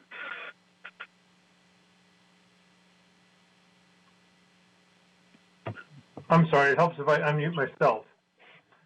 Thank you, everyone, for offering your public comment today. We appreciate hearing from you, and it certainly informs and betters our deliberations this afternoon. That brings us to item 6 on today's agenda, a briefing on the COVID-19 response needs assessment that will be presented by Patrick Hammacher, our Council Special Initiatives Director. Will provide an update on the work related to the needs assessment project we heard about at our last meeting from Councilmember Balducci. But before I call on Mr. Hammacher, I'll call on Councilmember Balducci to further introduce the item. Councilmember Balducci. Thank you very much, Mr. Chair, and thank you, colleagues, for hearing this item again today. I think what we just listened to in public comment and what we've been hearing from our communities and our representatives is a really important example of the reason why I requested that we do this kind of a review. I think we all are keenly aware that COVID-19, the disease and the response to the disease, all the social distancing, business closures, et cetera, have caused a great deal of need and hardship in our communities, and this is going to go on for some time. It's not just what's happening right now. It's going to probably be with us for a number of years. And so I asked our central policy staff to work with us and create a needs assessment view that will kind of compile as best as we can what all the various big categories of needs are. It would be, I think, impossible to try to do a detailed review because it is just unprecedented, the level and depth and breadth and number of needs that are out there. Patrick will have a few documents that he will describe to you all. 3 of them went out with the packet, and the last one came out today and was in your email this afternoon. So the source for this review was a survey of the 9 offices, and on the theory that the members, we are in touch with our districts and our communities and the needs in our communities, and would be able to fill in a lot of this. Typically, when a human services or human needs assessment is done, it's a multi-month, large stakeholder affair, and obviously we're in a big hurry now, so we did the best we could by surveying what we all know. It's also a work in progress. We tried to stick to like the larger, higher categorical level of needs rather than very specific details. As we embark on this conversation, I'm going to say this a few times. Please keep in mind that this is a survey of needs, not of resources. So just because we've identified a need doesn't mean we have an obvious way to meet it. In fact, as we heard from Dwight a little earlier in the meeting, our outlook for revenues is going to be very, very challenging going forward. But we do have opportunities, right? We have ways that we can repurpose revenues we already have, as we have done already with some of the Puget Sound Taxpayer Accountability Act money that we moved to child care for emergency responders and essential workers like grocery store clerks, et cetera. And as we're about to talk about doing with the lodging tax. So I'm going to pause there for a moment and ask Patrick to walk us through what we should have in front of us and where to find it all and what it is. But I'm going to just plant a seed for the discussion that follows, and that is what would be really helpful is if we can, as an organization, show leadership, as we were just challenged to do, by identifying the areas where our level of government can have the most impact, because we are the right level of government to address a problem, or because we have a particular resource that we can bring to bear, and give that direction to the staff today or shortly thereafter, so that they can get to work on digging deeper, because this is not a deep dive, this is an overview. And with that, I'll pause, Mr. Chair, and go ahead and introduce Patrick Hammacher, our Council Government Initiatives Manager, and he'll walk us through the next step. Thank you, council members. Are you able to hear me? Yes. great. So as Councilmember Balducci noted, in your packets for this committee meeting, there were three fairly robust documents that were created by policy staff. The first one, beginning on page 13 of your packets, is a tracker of the federal legislation that had been passed to date as of Friday related to COVID, and that has been assembled by and tracked by Jenny Giambattista and Mac Nicholson from Central Staff. The second document, beginning on page 21 of your documents, of your packet, is a similar tracking spreadsheet, but relative to Washington State. So all of the various actions that Washington State has taken in response to COVID, and that has been compiled and maintained by April Sanders. And the final document is the same type of document, only for all of the local governments in King County, the cities and special purpose districts, and that begins on page 39 in your materials. So when you start thinking about ideas of what other governments have done, those are going to be very valuable resources, and a lot of work and effort has gone in to creating those and keeping them as up to date as possible. The last document is the one you noted, Councilmember Balducci, that was created by surveying of the council districts. And I'm going to present my screen and bring that document up. And that document is what was emailed today, so it was not in the packets. So hopefully you should be able to see that document now. It's a little bit bigger than my screen, but if I shrink it down too much, you won't be able to read it. And so I'm going to leave it big, and I can scroll back and forth as members would like to see what's in this document. And so I'm just going to, actually, I'm going to give Councilmember Balducci control of this document because she has requested that. Let's see if that works. And I will let her navigate through. I will just highlight kind of the big picture items that are in the document, which is that on the far left-hand column is the type of need. Patrick, I'm sorry, Patrick, that was a mistake. I gave it back to you. All right, I now have it back. That's no problem. So the far left-hand column of your screen is the type of need that was identified. You know, shorthand terms just to make it usable, but the type of need. Kind of the middle third is whether it's short or long-term projected need. In other words, is it acute related to the crisis, or is it something that's likely to be with the county for some time, or the community for some time, or both in many cases? And then the final two columns are who's doing work around the item. Is it primarily non-county entities, or is there a role for the county?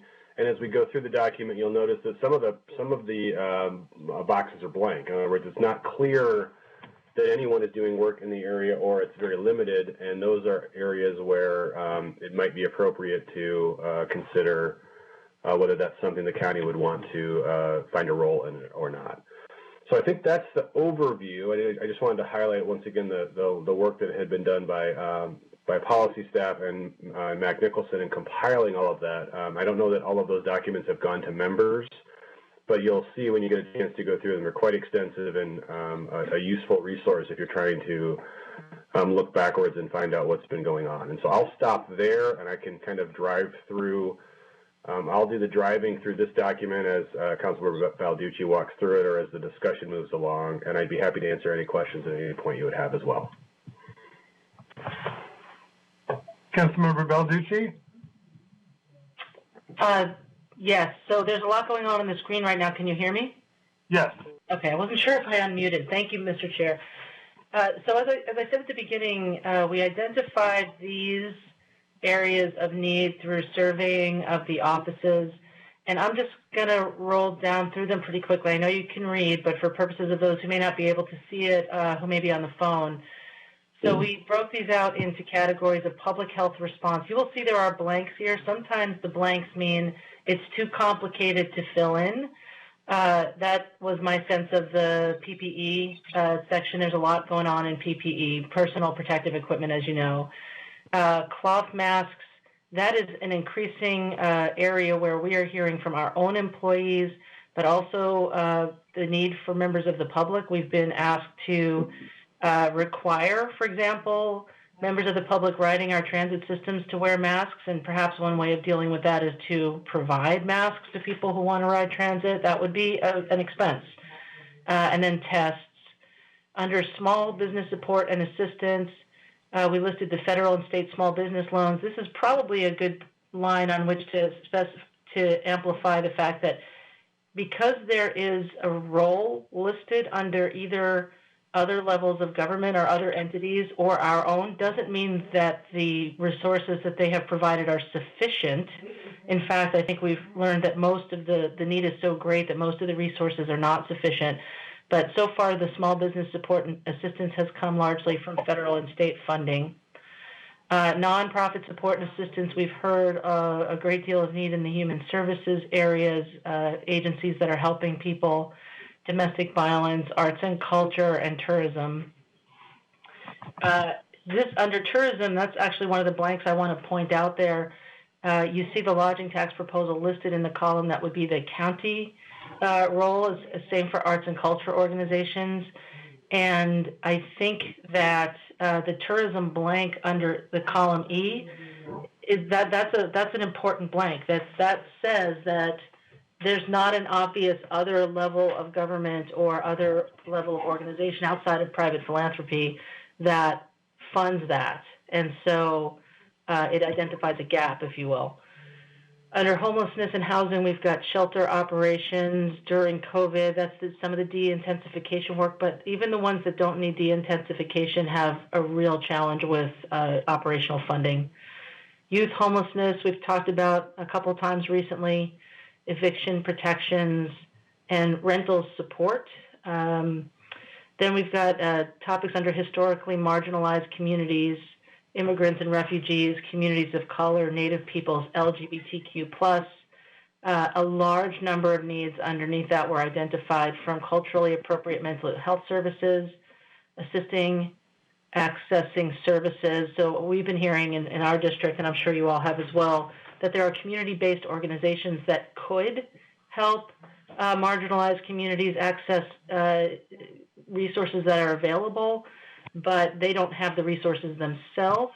And the more mainline groups, or the more majority sort of ways that information is pushed out to access resources, doesn't reach the communities it needs to quickly enough, as we saw with the small business funding, which dried up so quickly.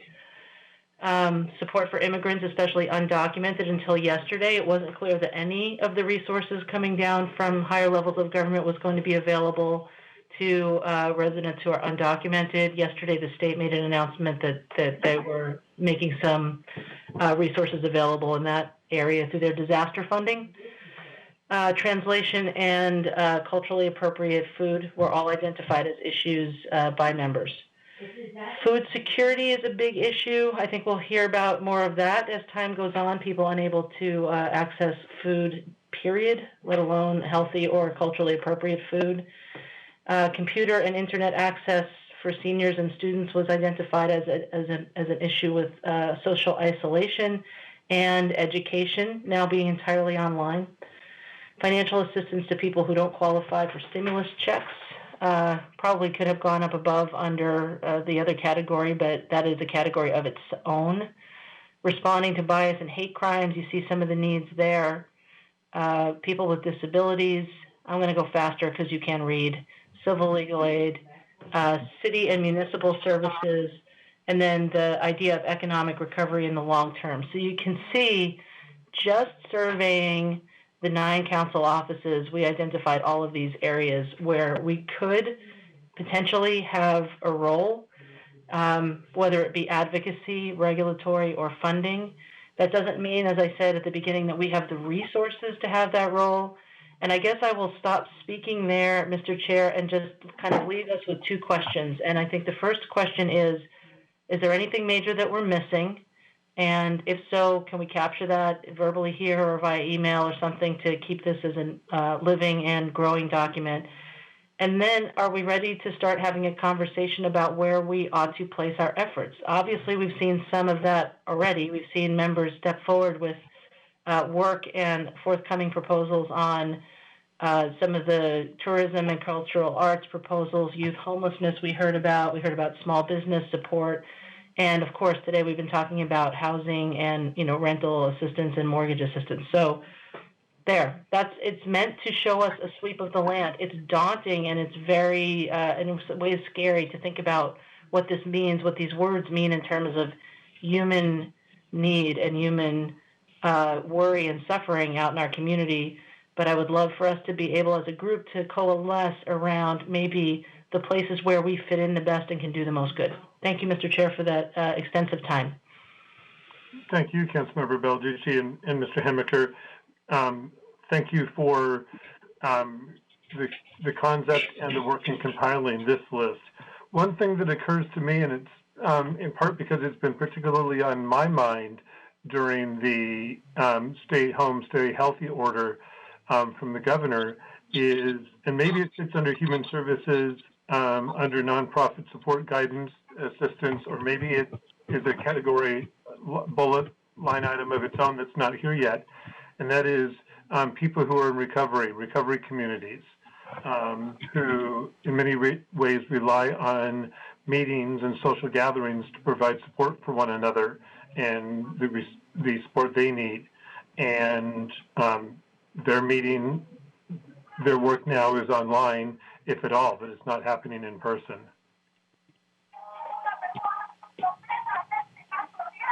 I'll just have to be writing notes, Mr. Chair. Certainly. Colleagues. Councilmember Zahalai. Thank you, Mr. Chair. First of all, thank you so much, Councilmember Balducci and Patrick, for putting this together. This is incredibly helpful. I was just wondering, from your perspective, Councilmember Balducci, did anything jump out as some of the greatest needs? Just your interpretation of the findings of this. Where do you see as having been identified the largest needs and the largest gaps from this research? Mr. Chair, if I may? Please. Thank you.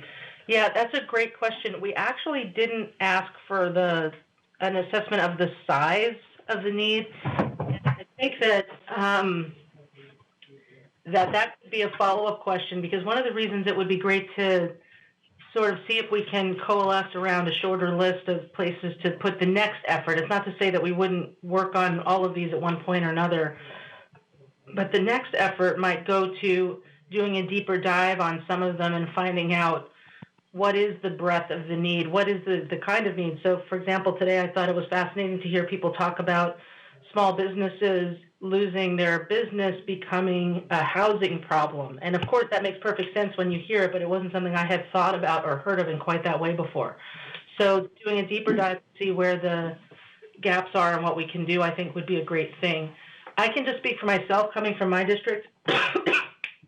I'm hearing a lot about small businesses going out of business and not being able to pay their employees, not being able to pay their rent. I'm hearing a lot about housing and people being able to keep a roof over their heads, but also just the ability for people to access the resources that are coming. Because although there's a tremendous amount of money being spent, I mean, we were talking hundreds of millions of dollars coming down from the federal government to our county in various ways. How does that money get connected to the people who need it the best? Like the methodology for putting the funding out is really important. First come, first serve has been the method for a number of these federal funds, and that can be very inequitable. That really favors the folks who have better relationships, are more established, have banking cronies, et cetera. So I don't have a short list. I have the things that I've seen myself, but I think that the wisdom of the nine of us will be very helpful in leaning into what does the larger community need look like. That probably wasn't a really helpful response, but there you go. Thank you. I believe I also heard Councilmember Lambert. Thank you, sir. Yes, you did. Good hearing. I agree with everything that Councilmember Balducci said as far as the order. Small businesses, especially the very small ones under 10 employees, they are very much feeling that they could get back to work again and alleviate a lot of the suffering and the fear that's going on.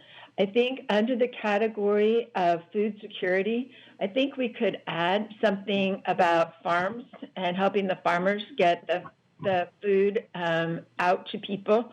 A lot of the farmers are concerned about the marketing of their food, so that would be a good one.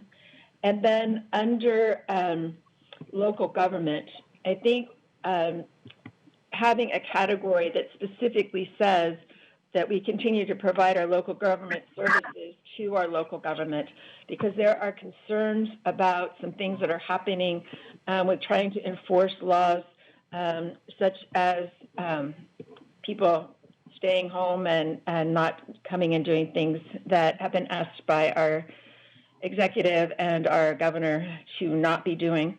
Also under that category, the impacts on junior taxing districts. I think we need to be very concerned about that. And I'd like to put up another group that I think that we should be engaging in this, and that is the faith-based community. In the human services, they are an important asset on being able to help families in their communities. So I think networking better with them. I know we have a faith-based task force, which meetings I have been attending, but we're not asking as much partnership there as I think that we could and should. So those would be my suggestions. Thank you. Colleagues. Zahalai. Councilmember Zahalai. Thank you again, Mr. Chair. I wanted to also put out a word for previously incarcerated people who are going back out into the world, people who were serving for nonviolent offenses who are now, being released for public health reasons. Do they have the services they need to properly reintegrate into society? I think thinking through that category is important as well.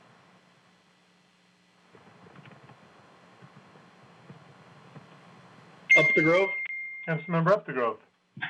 Are we weighing in on kind of reiterating what we've heard as gaps? Is that what you're looking for, Councilor Balducci? Yeah, so the two questions I think are there gaps that were not listed, and then is there any sense of coalescing around the top priorities? Maybe that might be too much to ask for this discussion. It's a challenging way to do it, but those were the two questions. Well, I will weigh in more on the second one. I think you captured. It's kind of how I've been spending my time here in isolation, is reaching out to folks, been doing, Zoom calls with different cultural communities in my district with folks from Iraqi Community Center, Ukrainian Community Center, Leaders Latino Community, Small Youth Family Services, kind of asking these same questions, asking what they're hearing from families they're working with. What are they seeing as gaps? And I would really say housing. The folks I think who, at least what I'm hearing from families is some of the people who have been impacted the most are folks who were kind of already on the margin, the folks who maybe were working two jobs or job on the side for cash, already struggling to pay rent, that kind of thing. Just folks in the service industry whose jobs quickly went away, and the ability to access the state unemployment, particularly the updated unemployment opportunities for contract workers, in particular down in South County. We have a lot of drivers and part-time employees and things. Those rules are just now getting updated, if at all. And so there's a lot of people, what I hear is fear, even when the moratorium on evictions is lifted, making sure there's rental assistance there to help people get caught up over time, or having programs in place. So I would say the rental assistance is a number one priority. And then just accessing the services that are there. I think you were right, Councilor Balducci. And I don't know to what degree we can influence that as a county, probably around the margins.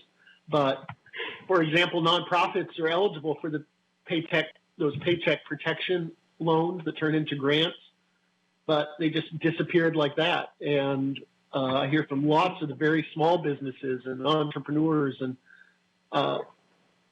that couldn't access that because the larger institutions, for various reasons, ate up all the money.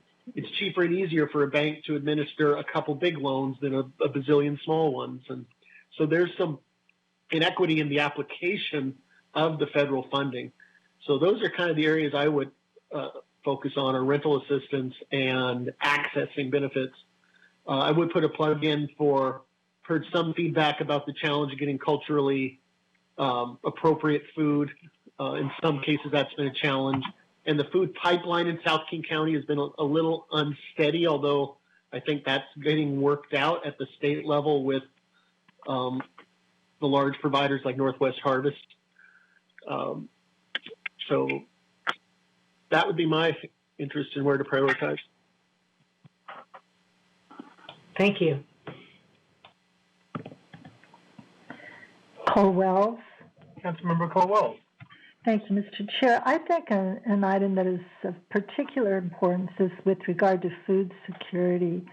And I think we really could benefit by looking at other sources of revenue. It may come from the federal government, but people need to have food. And we've seen, I'm sure all of us, the video coverage on television of long lines of cars of people waiting to get to food banks. I think one in Texas had about 10,000 cars waiting. I have not heard of that happening here, but we know we do need to get more money into helping our food banks. And Councilmember Lambert and I are looking at what we might do to help our farmers who may be in the position of having to destroy their crops, as is happening elsewhere in the country. I don't believe that's happening here yet because of the nature of the crops that we grow here, but and the harvests that take place. But I'd like to see us really prioritize this one. Thank you. Zahalai. Councilmember Zahalai. Thank you, Mr. Chair. Sorry for all the comments. It's a big category, so I want to make sure that we include everyone. And I want to echo I want to echo everything Councilmember Lambert and Cole-Wells and Up the Grove have said, food and renters and housing for sure. I also want to put in a plug for anything we can do from providing more PPE, more personal protective equipment that may not be exactly in our wheelhouse, as I understand that the state is responsible for that. But if we're able to help provide funding, especially to help protect our frontline workers like our metro drivers, we're hearing a lot from the metro operators saying that they're afraid for all the people who are getting on the bus with them without PPE. If we can help provide a system where we provide people masks and gloves as they enter our buses, I think we could go a long way to protecting our residents as well as our bus operators. Dembowski. Councilmember Dembowski. Thank you, Mr. Chair, and great comments, and I appreciate the spreadsheet and the work that went into it. I don't know if it belongs in the public health list or maybe in the human services support for partners, but the county public health department, including through our Best Starts with Kids work, has expanded our presence in high school public health clinics in recent years, and one of the key services that I think is important is women's reproductive health services. We do that out in our public health clinics as well.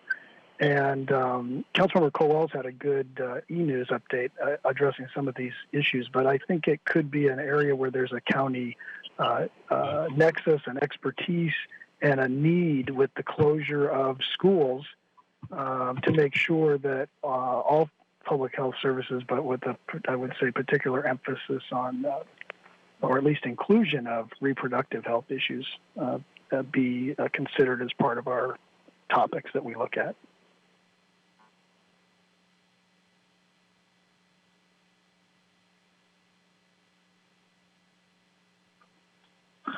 I see I'm not the only colleague on Councilmember Cole-Wells' e-news list. Well, I got the hot replies.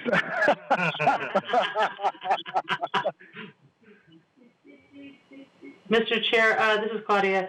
I am going to take all of these comments and any other ones. We will update the chart to add the good ideas that that have been brought forward. I heard a few, and then maybe make a proposal based on what we've heard around ways that we could take the next step and put that out for reaction to people. That might be easier. Sounds great. Any other parting thoughts from colleagues?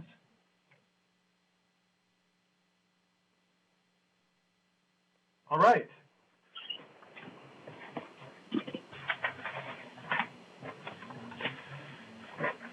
The next two items on our agenda today concern legislation related to the pandemic response. The first is a motion that would call on the governor to impose an immediate moratorium on rent payments and urging federal legislators in the Trump administration to impose a similar moratorium on rent and mortgage payments. We have April Sanders from the Council Central staff here to provide a brief overview. Ms. Sanders, the line is yours. Thank you, Mr. Chair. For the record, April Sanders, Council Central staff. The materials for this item begin on page 77 of your packet.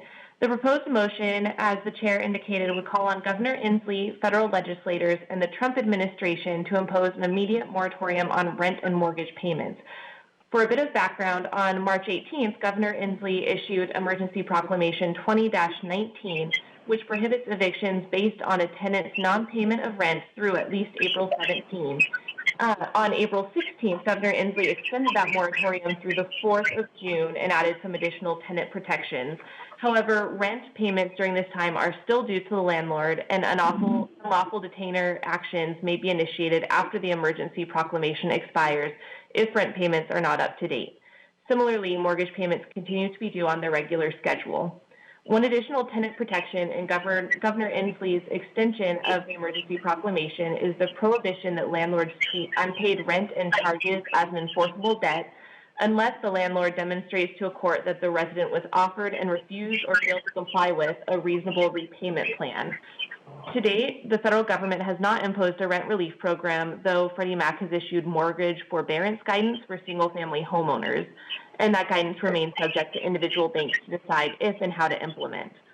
On March 30th, the City of Seattle Council passed a resolution calling on Governor Inslee to impose a similar moratorium as is proposed here, calling on Inslee, the federal legislators, and the Trump administration.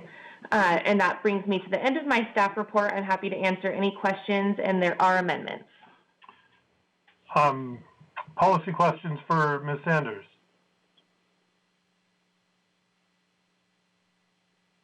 Hearing none, Ms. Sanders and Councilmember Zahalai, would you prefer to speak to it now? Ask April to speak to the striking amendment. What would be your preference? Amendment first, please, Mr. Chair. Thank you. All right.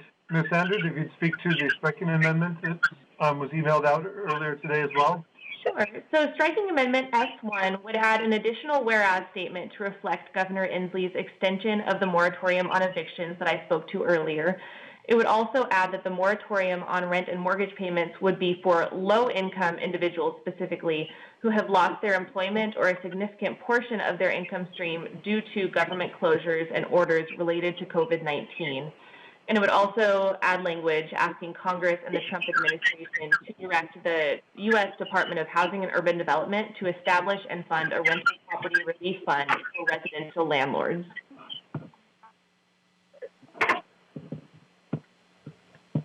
And that is it for the striking amendment. Questions on the striking amendment?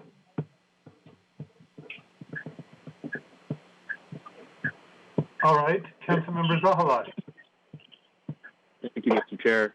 I'll give a little bit of context first. So March 15th was one of the hardest days of my professional life. That was the day the governor announced expanded limitations on large gatherings and closures of certain small businesses to slow the spread of COVID-19. Immediately after this order came down, my email and inbox and social media channels were flooded with the messages of terrified King County residents. We heard from some of them in public comment today, and I actually get choked up just talking about it. I heard from restaurant owners saying the restaurants they had operated for generations were in jeopardy, beauty salon owners wondering how they could continue paying their commercial rent, Uber drivers facing imminent financial demise.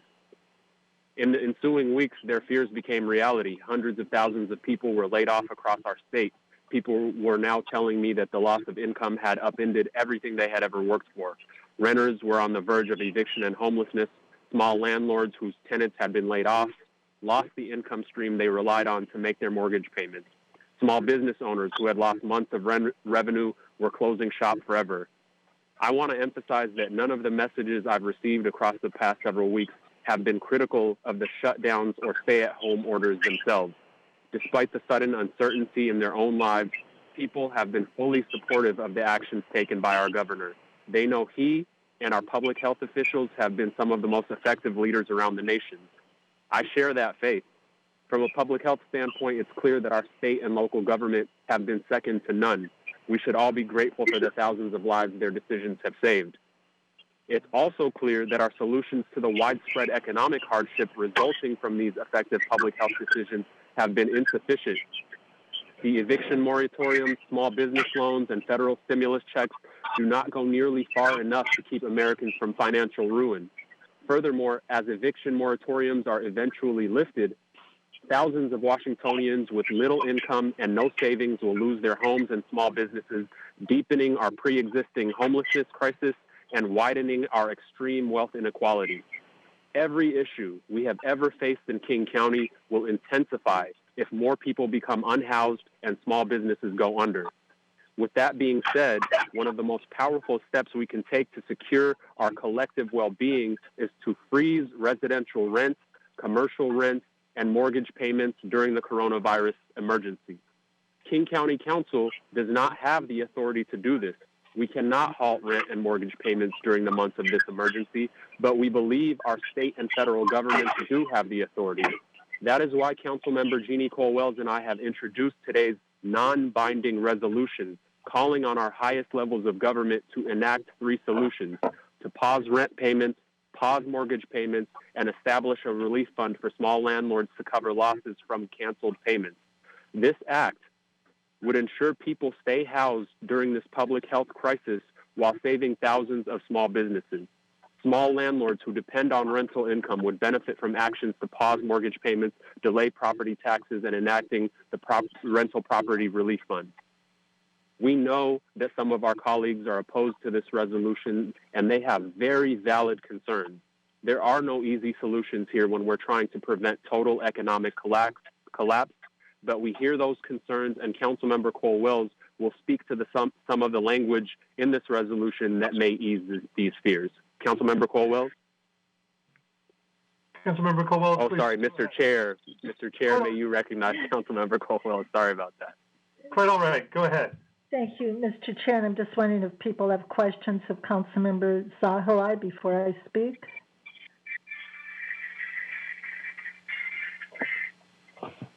No? Okay, so I'm very pleased to be co-sponsoring this legislation with Councilmember Zahalai. And I think we all know that it is of no help to individuals if they are not able to stay in their homes because of not being able to afford their rental payments. The last thing they need and the last thing we as a county needs is to have more people enter homelessness. We know that low-income individuals pay a much higher proportionate amount of their income to rent. I've always heard that one should not pay more than 20% or maybe even 30% at best for their housing costs. Yet we know that a large number, very large number of low-income individuals and families pay 50% of their income to rent. If they don't have income, how are they able to pay the rent if they also have no savings? And I remember vividly back during the Great Recession and the very large amount of foreclosures that took place for homeowners because they were unable to keep up with their mortgage payments. I think we all remember that.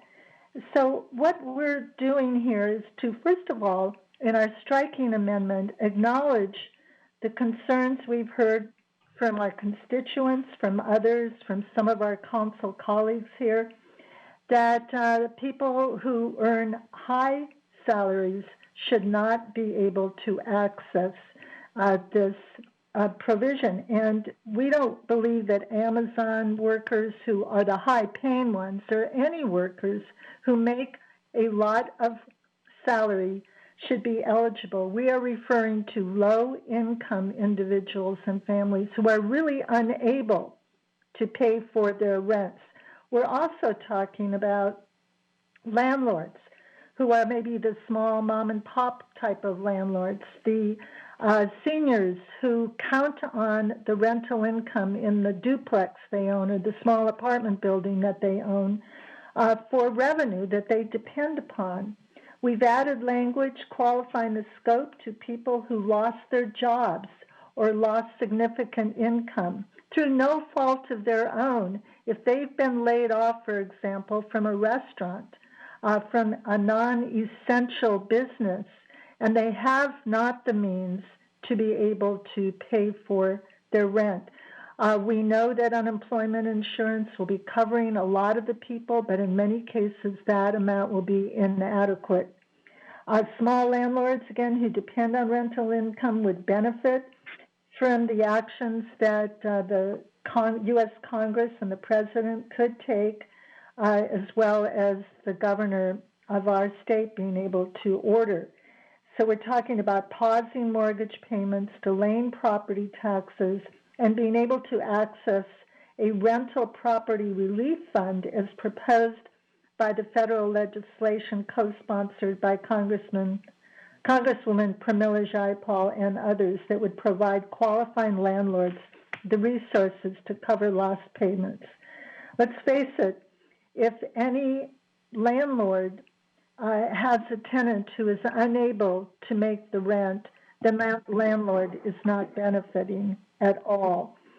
So this is something that we encourage, and we thank you for your consideration. Thank you. Colleagues, for the questions of the co-sponsors?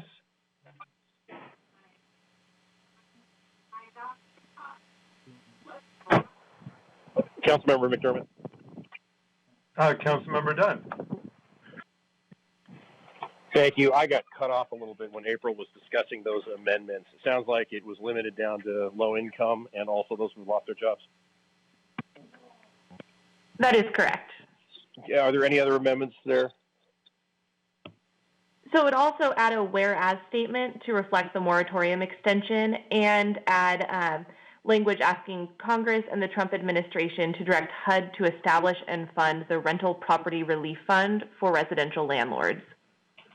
Okay, all right, thanks. Has there been any analysis on whether the Fifth Amendment to the U.S. Constitution, takings clause, or the comparable state constitution clause has been analyzed, and if so, is there a fiscal note on it in terms of what this would cost the government? Because this is a motion, it didn't go through legal analysis, since we'd be calling on a different jurisdiction to make these decisions. So the underlying constitutional problem here hasn't really been addressed. We're just pushing it up to the state government and the federal government to determine whether there is, in fact, a constitutional challenge.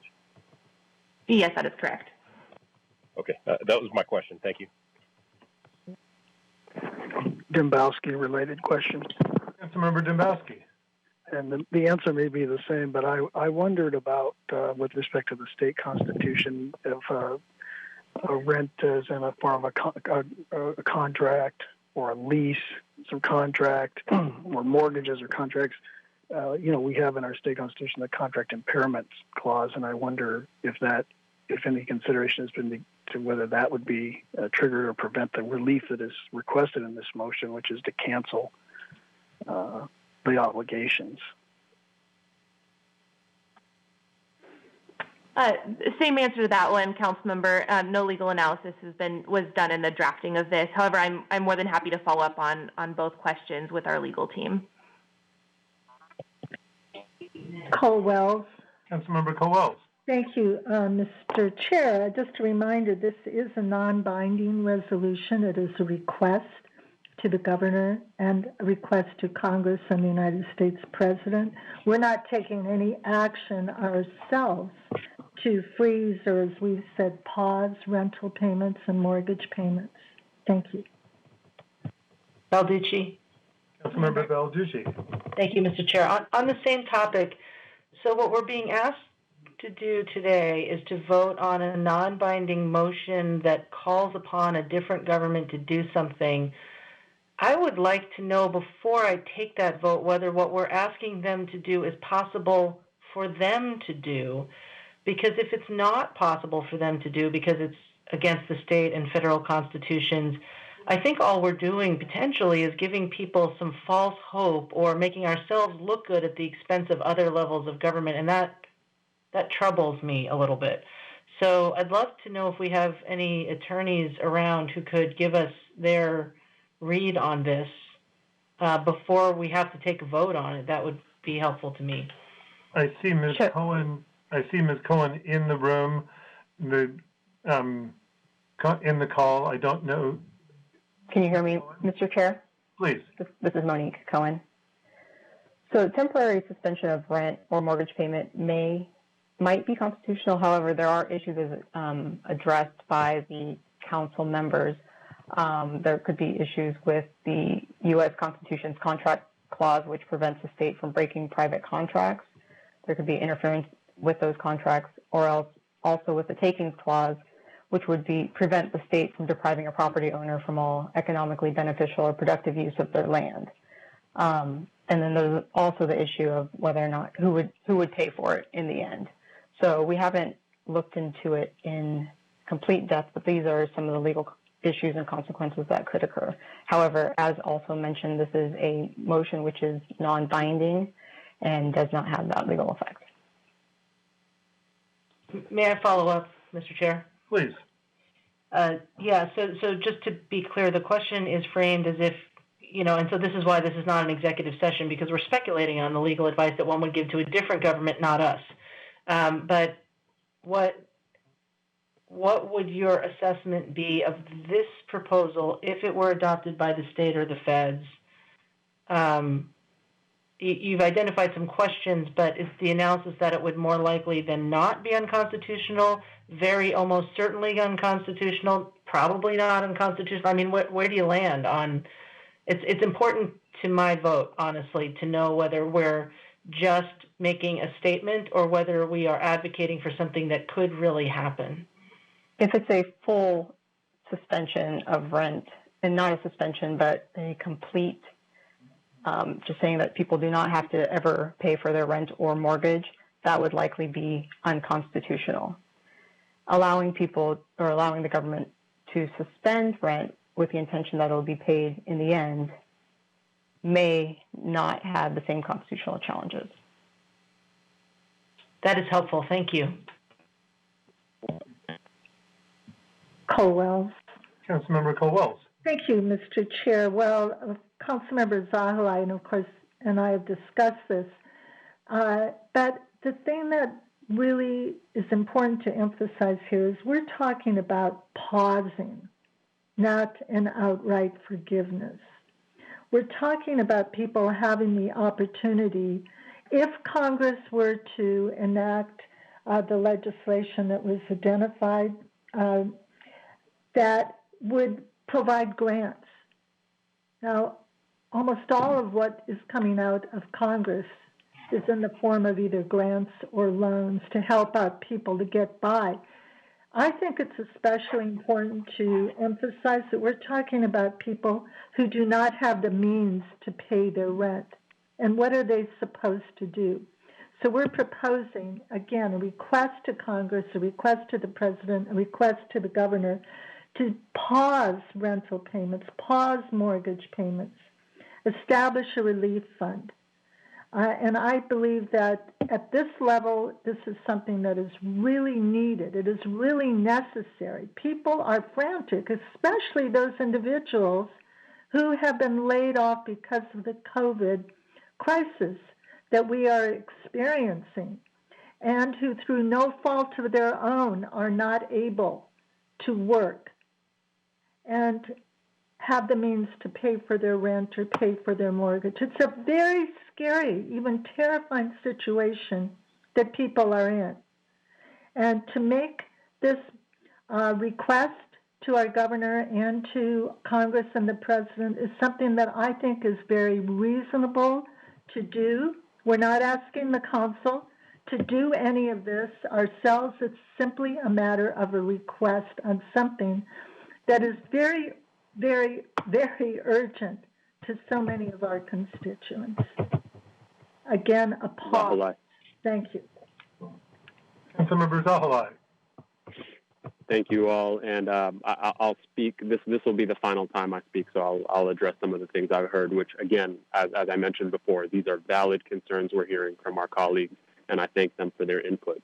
So, just in case, to hammer it home to the public who's hearing, because I think some people may not have gotten it before of the public, this is a non-binding resolution. That means this proposal would have no legal effect, even if our council passes it today.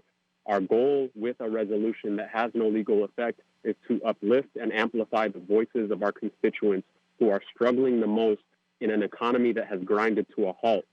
Also, this non-binding resolution allows King County the opportunity to join a larger national movement, a movement of local governments around the country who have been asking their respective states and the federal government to provide the greatest form of economic relief possible, which is to keep people housed and to keep small businesses alive. Council members have called for this in Boston, Los Angeles, Minneapolis, St. Paul, New Orleans, New York, Philadelphia, as well as unanimously by our largest city of Seattle. We have also seen complementary proposals at the federal level, co-sponsored by Congresswoman Jayapal, which shows that there is an appetite for this at higher levels of government. The last thing I want to address is the concerns, the valid concerns from people around the economic impact of these actions and the constitutionality. My response to these valid concerns is the following. Number one, we heard some of the mitigating strategies that Councilmember Cole Wells listed, and we hope these address some of your concerns. And number two, government actions like the shutdowns and stay-at-home orders have also had major economic consequences. And by the way, they have also deprived people of the economic value of their property and their labor, which are the main constitutional concerns that we're talking about. Our government actions, our shutdowns, our limitations on gatherings, these have deprived countless small businesses of their income and led to major layoffs. But we universally support these actions because the cost of these shutdowns, the cost of lost revenues, the cost of lost income pales in comparison to the cost of inaction. That's what we're saying here with this resolution. We're making a similar argument. We're asking for bold government action because the cost of inaction is monumental. And we hope our state and federal government will take the bold actions required to help people stay housed and to keep small businesses alive. Thank you. On right bar. Councilmember On right bar. Thank you, Mr. Chair, and I want to thank both of the co-sponsors for the intention of what they want to accomplish. We say it's a non-binding resolution, but in fact, if I vote for it, I bind my name to a resolution that we have not vetted. I can't put I guess the expression I heard Ginny talk about putting a pause. I can't put a pause in the due process that I usually do to find out if something I vote for is legal. So I'm going to vote against it until it's been vetted by our legal counsel, because I bind my name to the intention here, not knowing and not getting confirmation from legal counsel. And I can't put a pause in my conscience to vote for something that feels good but doesn't do good. Lambert. Lambert. Thank you, Mr. Chair. So I appreciate the evaluation that Councilmember Zakala did, because that's exactly what we're hearing in my district too. And I think probably everybody in the entire county is hearing very similar things from their constituents. My interest here is to know what is different that is in this ordinance. Because originally in one of the statements that we read, it talked about the forbearance. As I'm looking through that, the title doesn't say anything about forbearance. Conversation hasn't said anything about that. So there's some uncertainty here as to not being all in sync. So are we saying that this would have forbearance or not forbearance? Will they be responsible for their debts after the pandemic is over or not?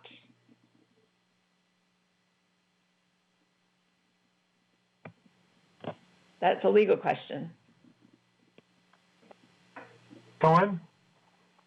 If they are asking for it to be paused, and there's an expectation, according to Councilmember Colwell, that there would be programs in place for it to be paid, then that would be it would be a moratorium, but the funds would be paid in the end.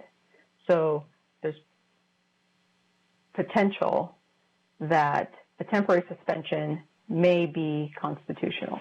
However, if it was to forbear and not have any responsible for payments, then that would likely bring a further constitutional problem and issue.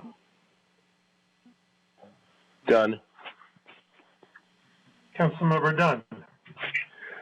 Thank you, Mr. Chair. And I do want to commend Councilmember Zahalai and Jeannie Cole-Wells for the intent and spirit of what they're bringing before us today. Clearly, a lot of compassion and a lot of thought going into the fact that people are hurting out there right now, and that the quick disappearance of jobs and the expensive nature of the rent in our area are leaving people with without a lot of answers. I'm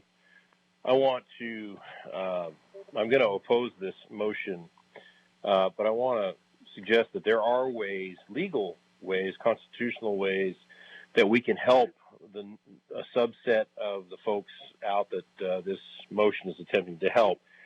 Lower income people who have lost their jobs, that also, after in good faith negotiating with their landlords, are unable to come to a resolution, and also have debt piling up in ways that are deeply troubling, that could force bankruptcy. I think there are ways, including creating a subsidy with some of that federal money or partnership with the state to provide some rental assistance.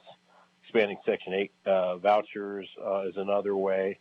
A landlord incentive program is yet a third way. I think those are constitutional ways we can get to a very similar outcome. But the Fifth Amendment to the United States Constitution provides that private property should not be taken for public use without providing just compensation. The U.S. Supreme Court has extended that also to include personal property. The Washington State Constitution, over 100 pages, and I read it once when I was getting ready to run for Attorney General, is much more prescriptive and challenging. And the issue with the constitutional challenges are that it's government action, and if government takes the action, and then it turns out later on that it is unconstitutional action, whether it's the county, the state, or the feds, it is government that is on the hook to pay the damages. And so that is the concern that I have here. I would point out to legal counsel that this motion says very specifically that no debt shall be accrued during the time of the enactment of this legislation, whether it be at the state or the federal level. So right there, you're saying they would get rent free, and they also would not have to pay any of it back. You're either taking real property from folks, or you're taking personal property in the form of cash payments. You're also potentially tortiously interfering with contractual rights. Those are big ticket items that cause me deep concern legally. I think there are other ways to get to an answer here, and as a result of all those factors, I'm going to be voting no. Thank you. Further discussion before I ask the sponsor to place the motion before us.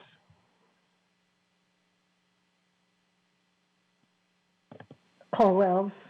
Councilmember Cole. Thank you, Mr. Chair. I'd just like to give one reminder that this is a motion.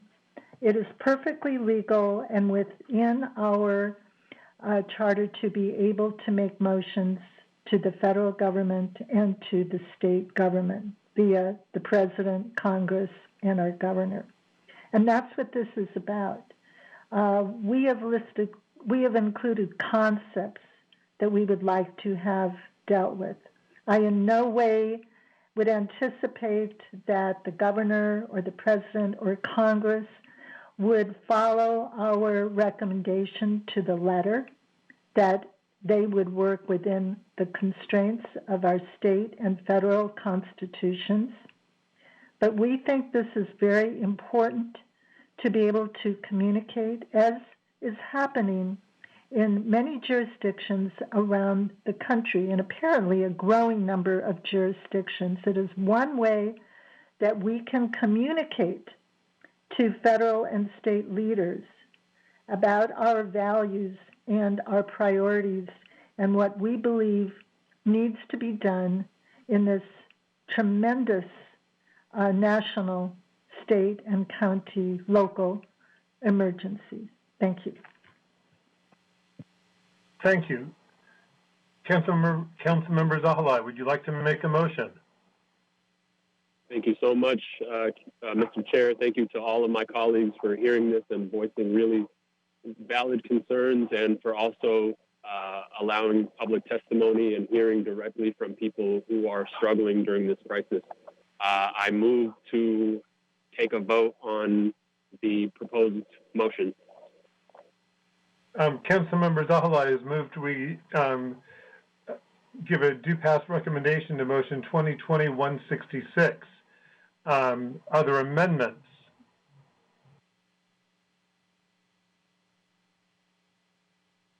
Mr. Chair. Councilmember Colwell. So I move the striking amendment.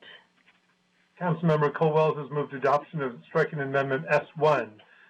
Discussion? Chair, I'm sorry, but it is motion 0165. I think you said 0166. So the notes I'm working for say 66. I'll go with 65. And S1 is before us. Discussion on S1? Up the Grove. Councilmember Up the Grove. Thank you, Mr. Chair. It's a clarifying. I apologize. I don't have the document in front of me, and the conversation got confusing. In the striking amendment, does it continue to say that we support the federal government not requiring folks to ever pay the rent? The thing that our attorney said was likely unconstitutional. Is that still what we're asking for in the striking amendment? So, Councilmember, the language around that does not change, but it is fairly vague. It says that such that no Washington resident should be required to pay rent during this health emergency or accumulate debt for that unpaid rent. So it is left somewhat ambiguous, but I believe Councilmember Colwell's articulated the intent that it would be sort of just deferred until later on.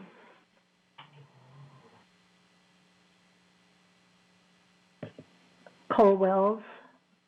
And Councilmember Colwell's, you're right. I actually had my notes all over my desk and was reading the wrong number.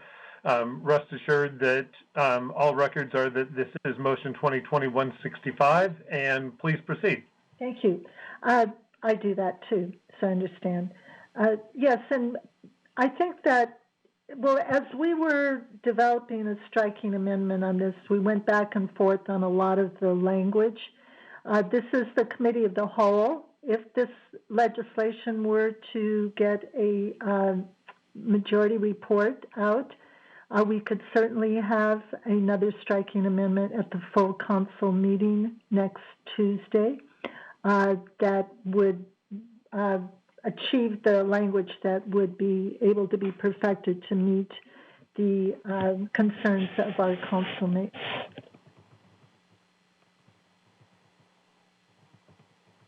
All those in favor of Amendment S1, please signify by saying aye. Aye. Aye. Those opposed, nay. Nay. Aye.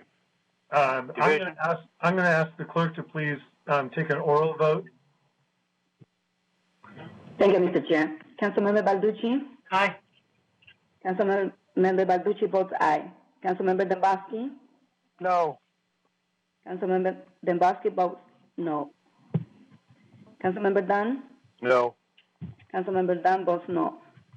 Councilmember Colwell? Aye. Councilmember Colwell votes aye. Councilmember Lambert?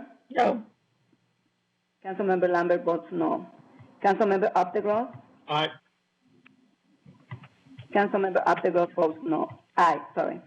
Councilmember Von Bauer? No. Councilmember Von Bauer votes no. Councilmember Sahalai? Aye.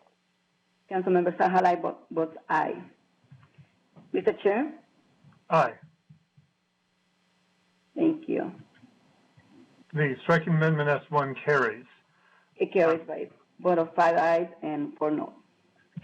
Councilmember Zahalai for a title amendment.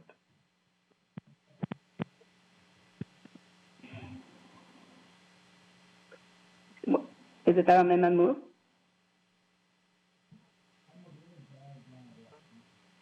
Councilmember Zahalai, would you be kind enough to just move adoption of the title amendment T1? Oh, so sorry about that. I was on mute. I move the title amendment. Thank you. Title amendment T1 is before us. Seeing no discussion, all those in favor, please signify by saying aye. Aye. Aye. Aye. Opposed, nay. The title amendment is adopted. This is motion 2020-165 as amended on final passage. Comments? Balducci. Councilmember Balducci? Thank you, Mr. Chair. So this is a hard one for me. This is the hardest non-binding statement of intent I think I've had to vote on. It's on the one hand, I agree with absolutely everything that has been said by the sponsor and the co-sponsor about the urgency and just the fear, the very real challenges that our communities are facing, that so many people in our communities are facing. I am very empathetic with the public comment that says, you know, we should stand up for renters and we need to stand up for keeping roofs over people's heads, and we should. We absolutely should. We should help people to keep a roof over their heads. We should do everything we can in the middle of a once in over 100 years crisis to keep people who live in our jurisdiction from spiraling downwards, and all the outcomes that will land the most heavily on the people who can least afford to bear them. I feel all of that. And I want to say yes to that. I want to say yes. I want to side with the people who need me to side with them. But the concerns I have had since the beginning with this proposal remain, and that is, I don't know that it ever does anything other than act as a statement of encouragement or support. I think that I have been very concerned that we could actually do harm with this proposal because people will hear it and read about it and get and just hear wind of it somehow and assume that because we took this vote, they can stop paying their rent and they can actually make decisions that will harm them in the long run, because this isn't rent relief. We're not voting on rent relief. The state has got nothing teed up to vote on rent relief anytime soon. The feds have got a proposal, but I am not hearing that it is actually constitutional, not in the way that we're asking here in this motion. And so I really don't want to harm people. I wish we were voting on a proposal to pay rent subsidies for people or to help them out in some way that that would make it more likely they would be able to keep their roof for real, as hard as it is. I just am concerned about the fact that this is it's a statement that can't actually result in any good and could actually result in harm. And I want to really thank Councilmember Zahalai particularly. You've been so generous with understanding the concerns of myself and others who have concerns with this proposal, while also being extraordinarily right and passionate about the need to support the people in our community. And so I just appreciate that attitude that you bring to this proposal very much. And I actually want to support Councilmember Zahalai. And but I am just very concerned that by voting yes to something that cannot make a difference or is very unlikely to be able to make a difference, we are sending the wrong message. I mean, we heard from the people who testified that Seattle restaurants are having trouble paying their rent, and that walking away from their rent could permanently damage their ability to do business, that people could lose their homes because they have mortgaged their homes to pay for their businesses, and they could lose those mortgages, that people are unable to pay their rent, and we need a county, city, and statewide approach. We need to put the needs of people in poverty first. And I heard, quite frighteningly, somebody say, implement this. What we do today will do nothing for any of that. It will not help those people. And I don't know that it will actually force another level of government or encourage them to be able to help those people. I think we should get to work doing something that will really make a difference. And so it breaks my heart, but I am reluctantly going to vote no at committee. If it passes out of committee and comes to full council, I will gladly work with my colleagues to try to do something that I think makes it more meaningful.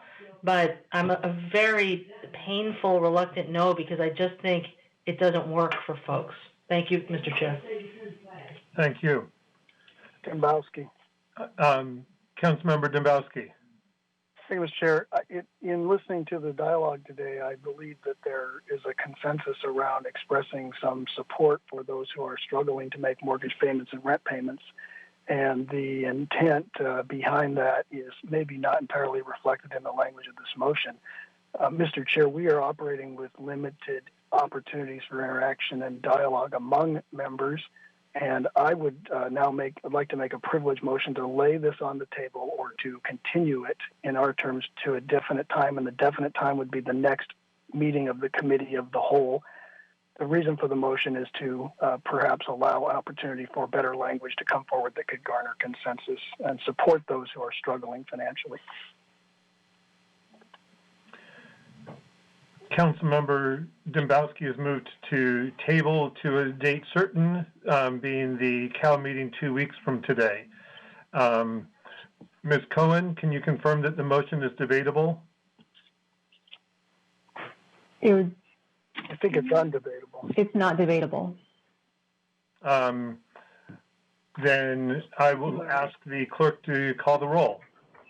Mr. Chair, Councilmember Colwell. I have a question. Point of information. Yes, the point of information. I was actually... Please proceed. Thank you, Mr. Chair. I was actually going to provide a comment on what Councilmember Balducci said, and then Councilmember Dembowski made his motion here. So am I correct that I'm unable to comment any further on the motion that was already before us? That's correct. We have a motion before us. I would, out of courtesy to my colleague, if possible, hold that motion in abeyance and take it up pending completion of her comment in response to Councilmember Balducci. Councilmember Dembowski, I heard you withdraw your motion. More suspend it. Make it a contingent motion, Mr. Chair. I heard you withdraw your motion that you may offer again in a moment. Councilmember Colwell. Thank you, Mr. Chair, and there may be others who wish to speak too. I appreciate the remarks of Councilmember Balducci, although I think it really is not a zero-sum game. There are obviously other things that we can do because this is an enormous issue for so many of our constituents, so many residents and business owners and property owners in our county. But we do have a situation in which there is some urgency, but this is a symbolic motion. It is not going to change anything here, and it would be up to us in how we communicate the passage of this legislation if indeed the council were to pass it. I don't believe that our going forward with this today would signify that people are going to misconstrue what we're doing and have their hopes up and think that they aren't going to be paying rent. But apart from the motion that will be made momentarily by Councilmember Dembowski, we don't have the opportunity to go forward with this, to improve it, to perfect it, if we do not have 5 votes. So apart from Councilmember Dombowski's motion, I just encourage people to think about that we can always perfect if we keep this alive. And I think the goal, the objectives are very worthy of being able to have this continue, even for a symbolic measure. Thank you, Mr. Chair.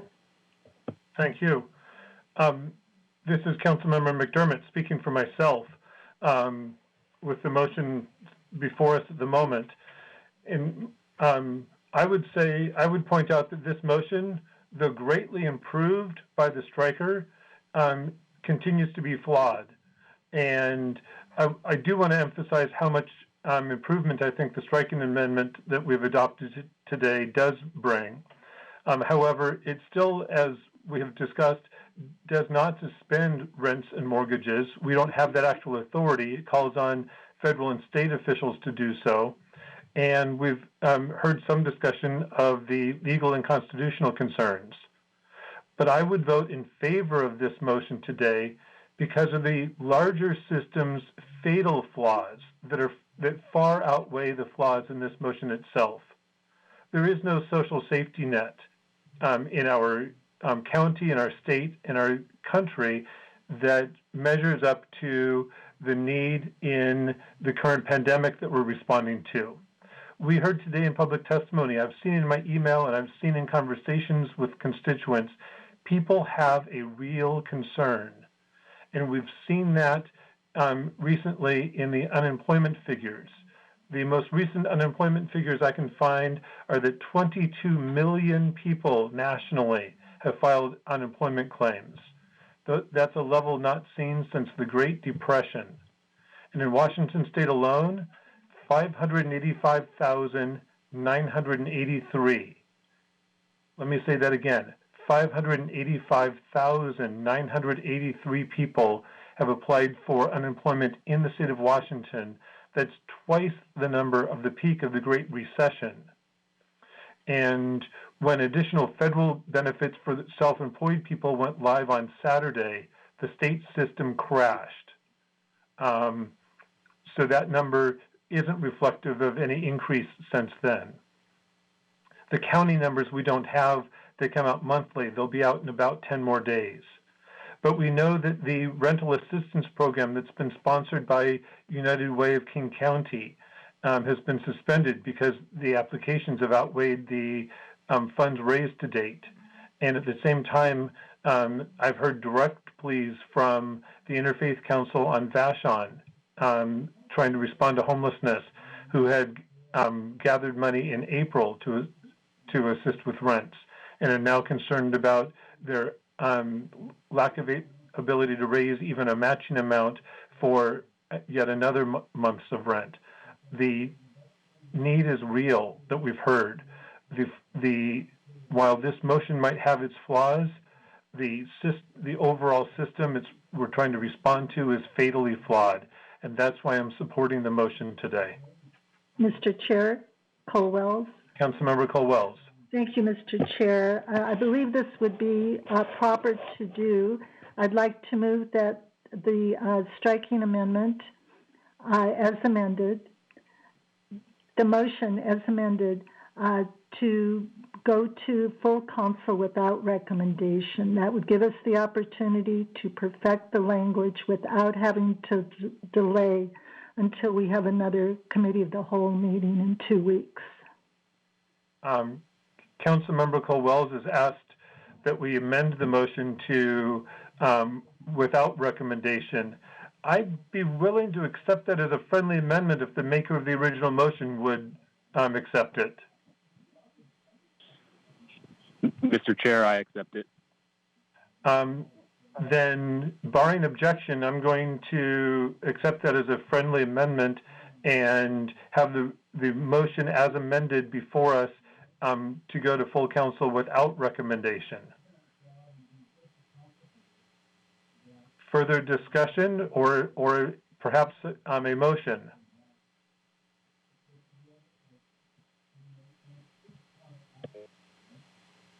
So we have a motion on the table, Mr. Chair, as it was just amended. with a strike or title amendment and then a friendly amendment. So we, at some point, need to vote on the underlying. Right. We have a motion now. We have the original motion that was introduced. We've adopted a striking amendment and a title amendment. And by friendly amendment, we have just changed the recommendation so it would be without recommendation to full council. And I am pausing to see if there's a motion that was withdrawn earlier. I don't want to thwart the maker of that motion from having the opportunity to do so again after allowing conversation to continue. Mr. Chair, I'm just ready to cast my vote. Thank you. And so I would ask Councilmember Zahalai, anything to close? That's all for now, Mr. Chair. Thank you so much to everybody for your comments. Madam Clerk, I'd ask you to please call the roll. Thank you, Mr. Chair. Councilmember Balducci? No. Councilmember Balducci votes no. Councilmember Dembowski? No. Councilmember Dembowski votes no. Councilmember Dunn? No. Councilmember Dunn votes no. Councilmember Caldwell? Aye. Councilmember Caldwell votes aye. Councilmember Lambert? No. Councilmember Lambert votes no. Councilmember Abtegrove? Aye. Councilmember Abtegrove votes aye. Councilmember Bondry Bauer? No. Councilmember Bondry Bauer votes no. Councilmember Zahalai? Aye. Councilmember Zahalai votes aye. Mr. Chair? Aye. Mr. Chair, the vote is 4 ayes, 5 noes, and no excuse. The motion is not adopted. That takes us to item 8 on today's agenda. This is the second piece of legislation that would request the executive create a blue ribbon panel of experts to address issues related to the economic recovery. We have Cliff Curry from Council Central Staff to provide a brief, high-level overview. Mr. Curry, if you please proceed. Thank you, Mr. Chair. This is Clifton Curry of Council Staff. Good afternoon. The materials for this begin with the staff report on page 83 of your packet today. Basically, this proposed motion would call on the executive to establish a blue ribbon panel named the Coronavirus Recovery Economic Task Force, or the CURE Task Force, which would be made up of enumerated state and local government leaders along with business and industry representatives and other leaders to identify issues and make recommendations for the economic recovery to the COVID-19 pandemic. The motion establishes the membership, and it also would require that the executive begin the establishment of the task force by May 15th and be prepared to report to the council its recommendations within 3 months of the effective date of this motion. So basically, assuming action on this, it would be within 3 months, with the concept being that the industry leaders would come together along with other governmental leaders, union leaders, members of the community who are affected by the pandemic to discuss what would be needed in recovery efforts, very similar to the recovery from any major disaster. Those recommendations would be formulated and would be ultimately form the basis for the recovery plan for the county, looking for both economic recovery and other recovery. And with that, Mr. Chair, there is a striking amendment that incorporates format and technical changes recommended by the code reviser and makes no substantive changes. And if there are any questions for me, that concludes my staff report. Thank you, Mr. Curry. Questions for Mr. Curry? Hearing no questions for Mr. Curry. Councilmember Dunn is the maker of the motion. Thank you, Mr. Chair. Can you hear me okay? Yes. Okay, great. Thanks. And I wanted to first commend Cliff Curry for his work on this in a very quick turnaround time, and his work doing it mobily from home as well. What the CURE task force seeks to do is put a blue ribbon commission together, as Cliff indicated, that would be of local and state government leaders combined with various labor and other communities of interest representatives, as well as the business community. The idea is that we are going to be dealing with COVID-19 for a while, but as it recedes, we're going to be left with a substantially down economy, given the just sheer dollars, federal stimulus dollars, and other monies from state and local governments being put in. We want to be among the first communities in the United States to emerge, and it will be all about the jobs, and it'll be all about the economy. As we saw in 2008, 2009, the top three issues were jobs in the economy, and jobs in the economy, and jobs in the economy. We're going to be there soon enough. And so what we want to do is create a working group of top-shelf individuals from all the communities we have to really prime the pump and get the economy moving in ways that maybe we don't think of in our limited stovepipes here at local government. Maybe Microsoft doesn't think of in their stovepipe, the healthcare sector in their stovepipe. But together, collaboration will generate the ideas we need. I have been talking with executive staff. I've been talking with the chair of the King County Council, Chair Balducci, and we are going to come together, I believe, also with Jeannie Cole-Wells, Chair of Budget, to further refine this basic concept. And I commend Chair Balducci for her leadership on the needs assessment. That's a very, very important document. And what it does in part is sort of look internally at the needs, but also externally. What this would do is look very externally and long-term at jobs and the economy, and how we dovetail those two together, I think, will be an important role for all of us moving forward. So that's just kind of the primer. I'm not expecting a vote on this matter today, and look forward to improving this particular motion as we move forward. Thank you. Further discussion? Mr. Chair, this is Claudia. Councilmember Balducci. I just always answer that the way I answer the phone. I want to add my thanks to Councilmember Dunn on the previous motion, to the makers of the previous motion. There's just a lot to do, and we are going to be struggling to come out of where we are today. Where we're going after this, I think, is a question of real debate. But how we get there, we definitely will need to work with representatives of the different sectors. So I did talk to Councilmember Dunn and others, and I think part of what we need to do is get our arms around the lay of the land a little bit. There are a lot of tables convening right now. The governor has several sector tables with the construction industry, the restaurant industry, talking to the automotive industry.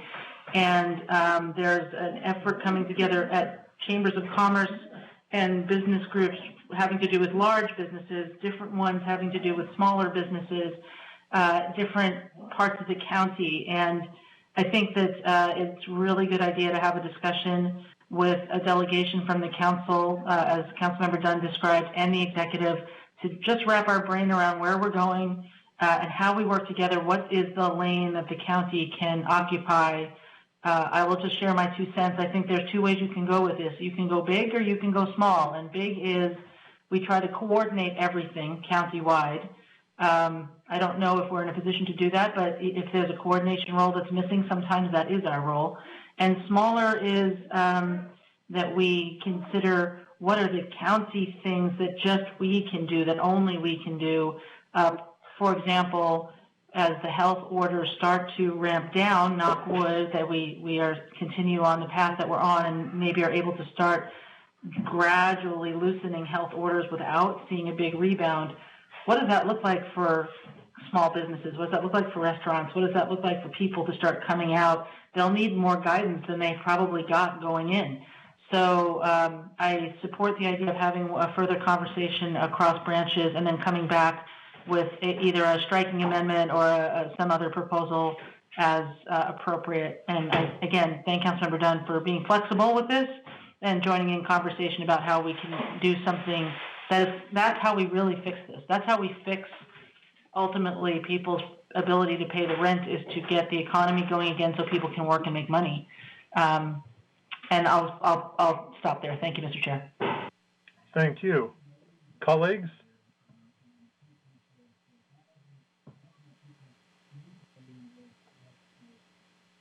Councilmember Dunn, Councilmember Balducci, I want to thank you for introducing the legislation and kicking off the discussion today, and we'll look forward to more work and further action. That concludes the items on our agenda for today. Before we adjourn, I want to make sure that technical difficulties didn't prevent any council members from voting. Ms. Calderon, I don't believe there were any members excused or missing from votes. Can you confirm that for me? Yes, Councilmember, there was, all the votes were recorded. Thank you. And so with that, I want to thank everyone who participated in the briefings and legislation today. And with no other business, we are adjourned. And I'll remind members that there is a Zoom session to practice that technology in anticipation of using it for our April 28th council meeting. There will be no business conducted. This is purely a test of the technology itself. With that, this meeting is adjourned. Thank you, Mr. Chair. You bet. See y'all in Zoom in a sec.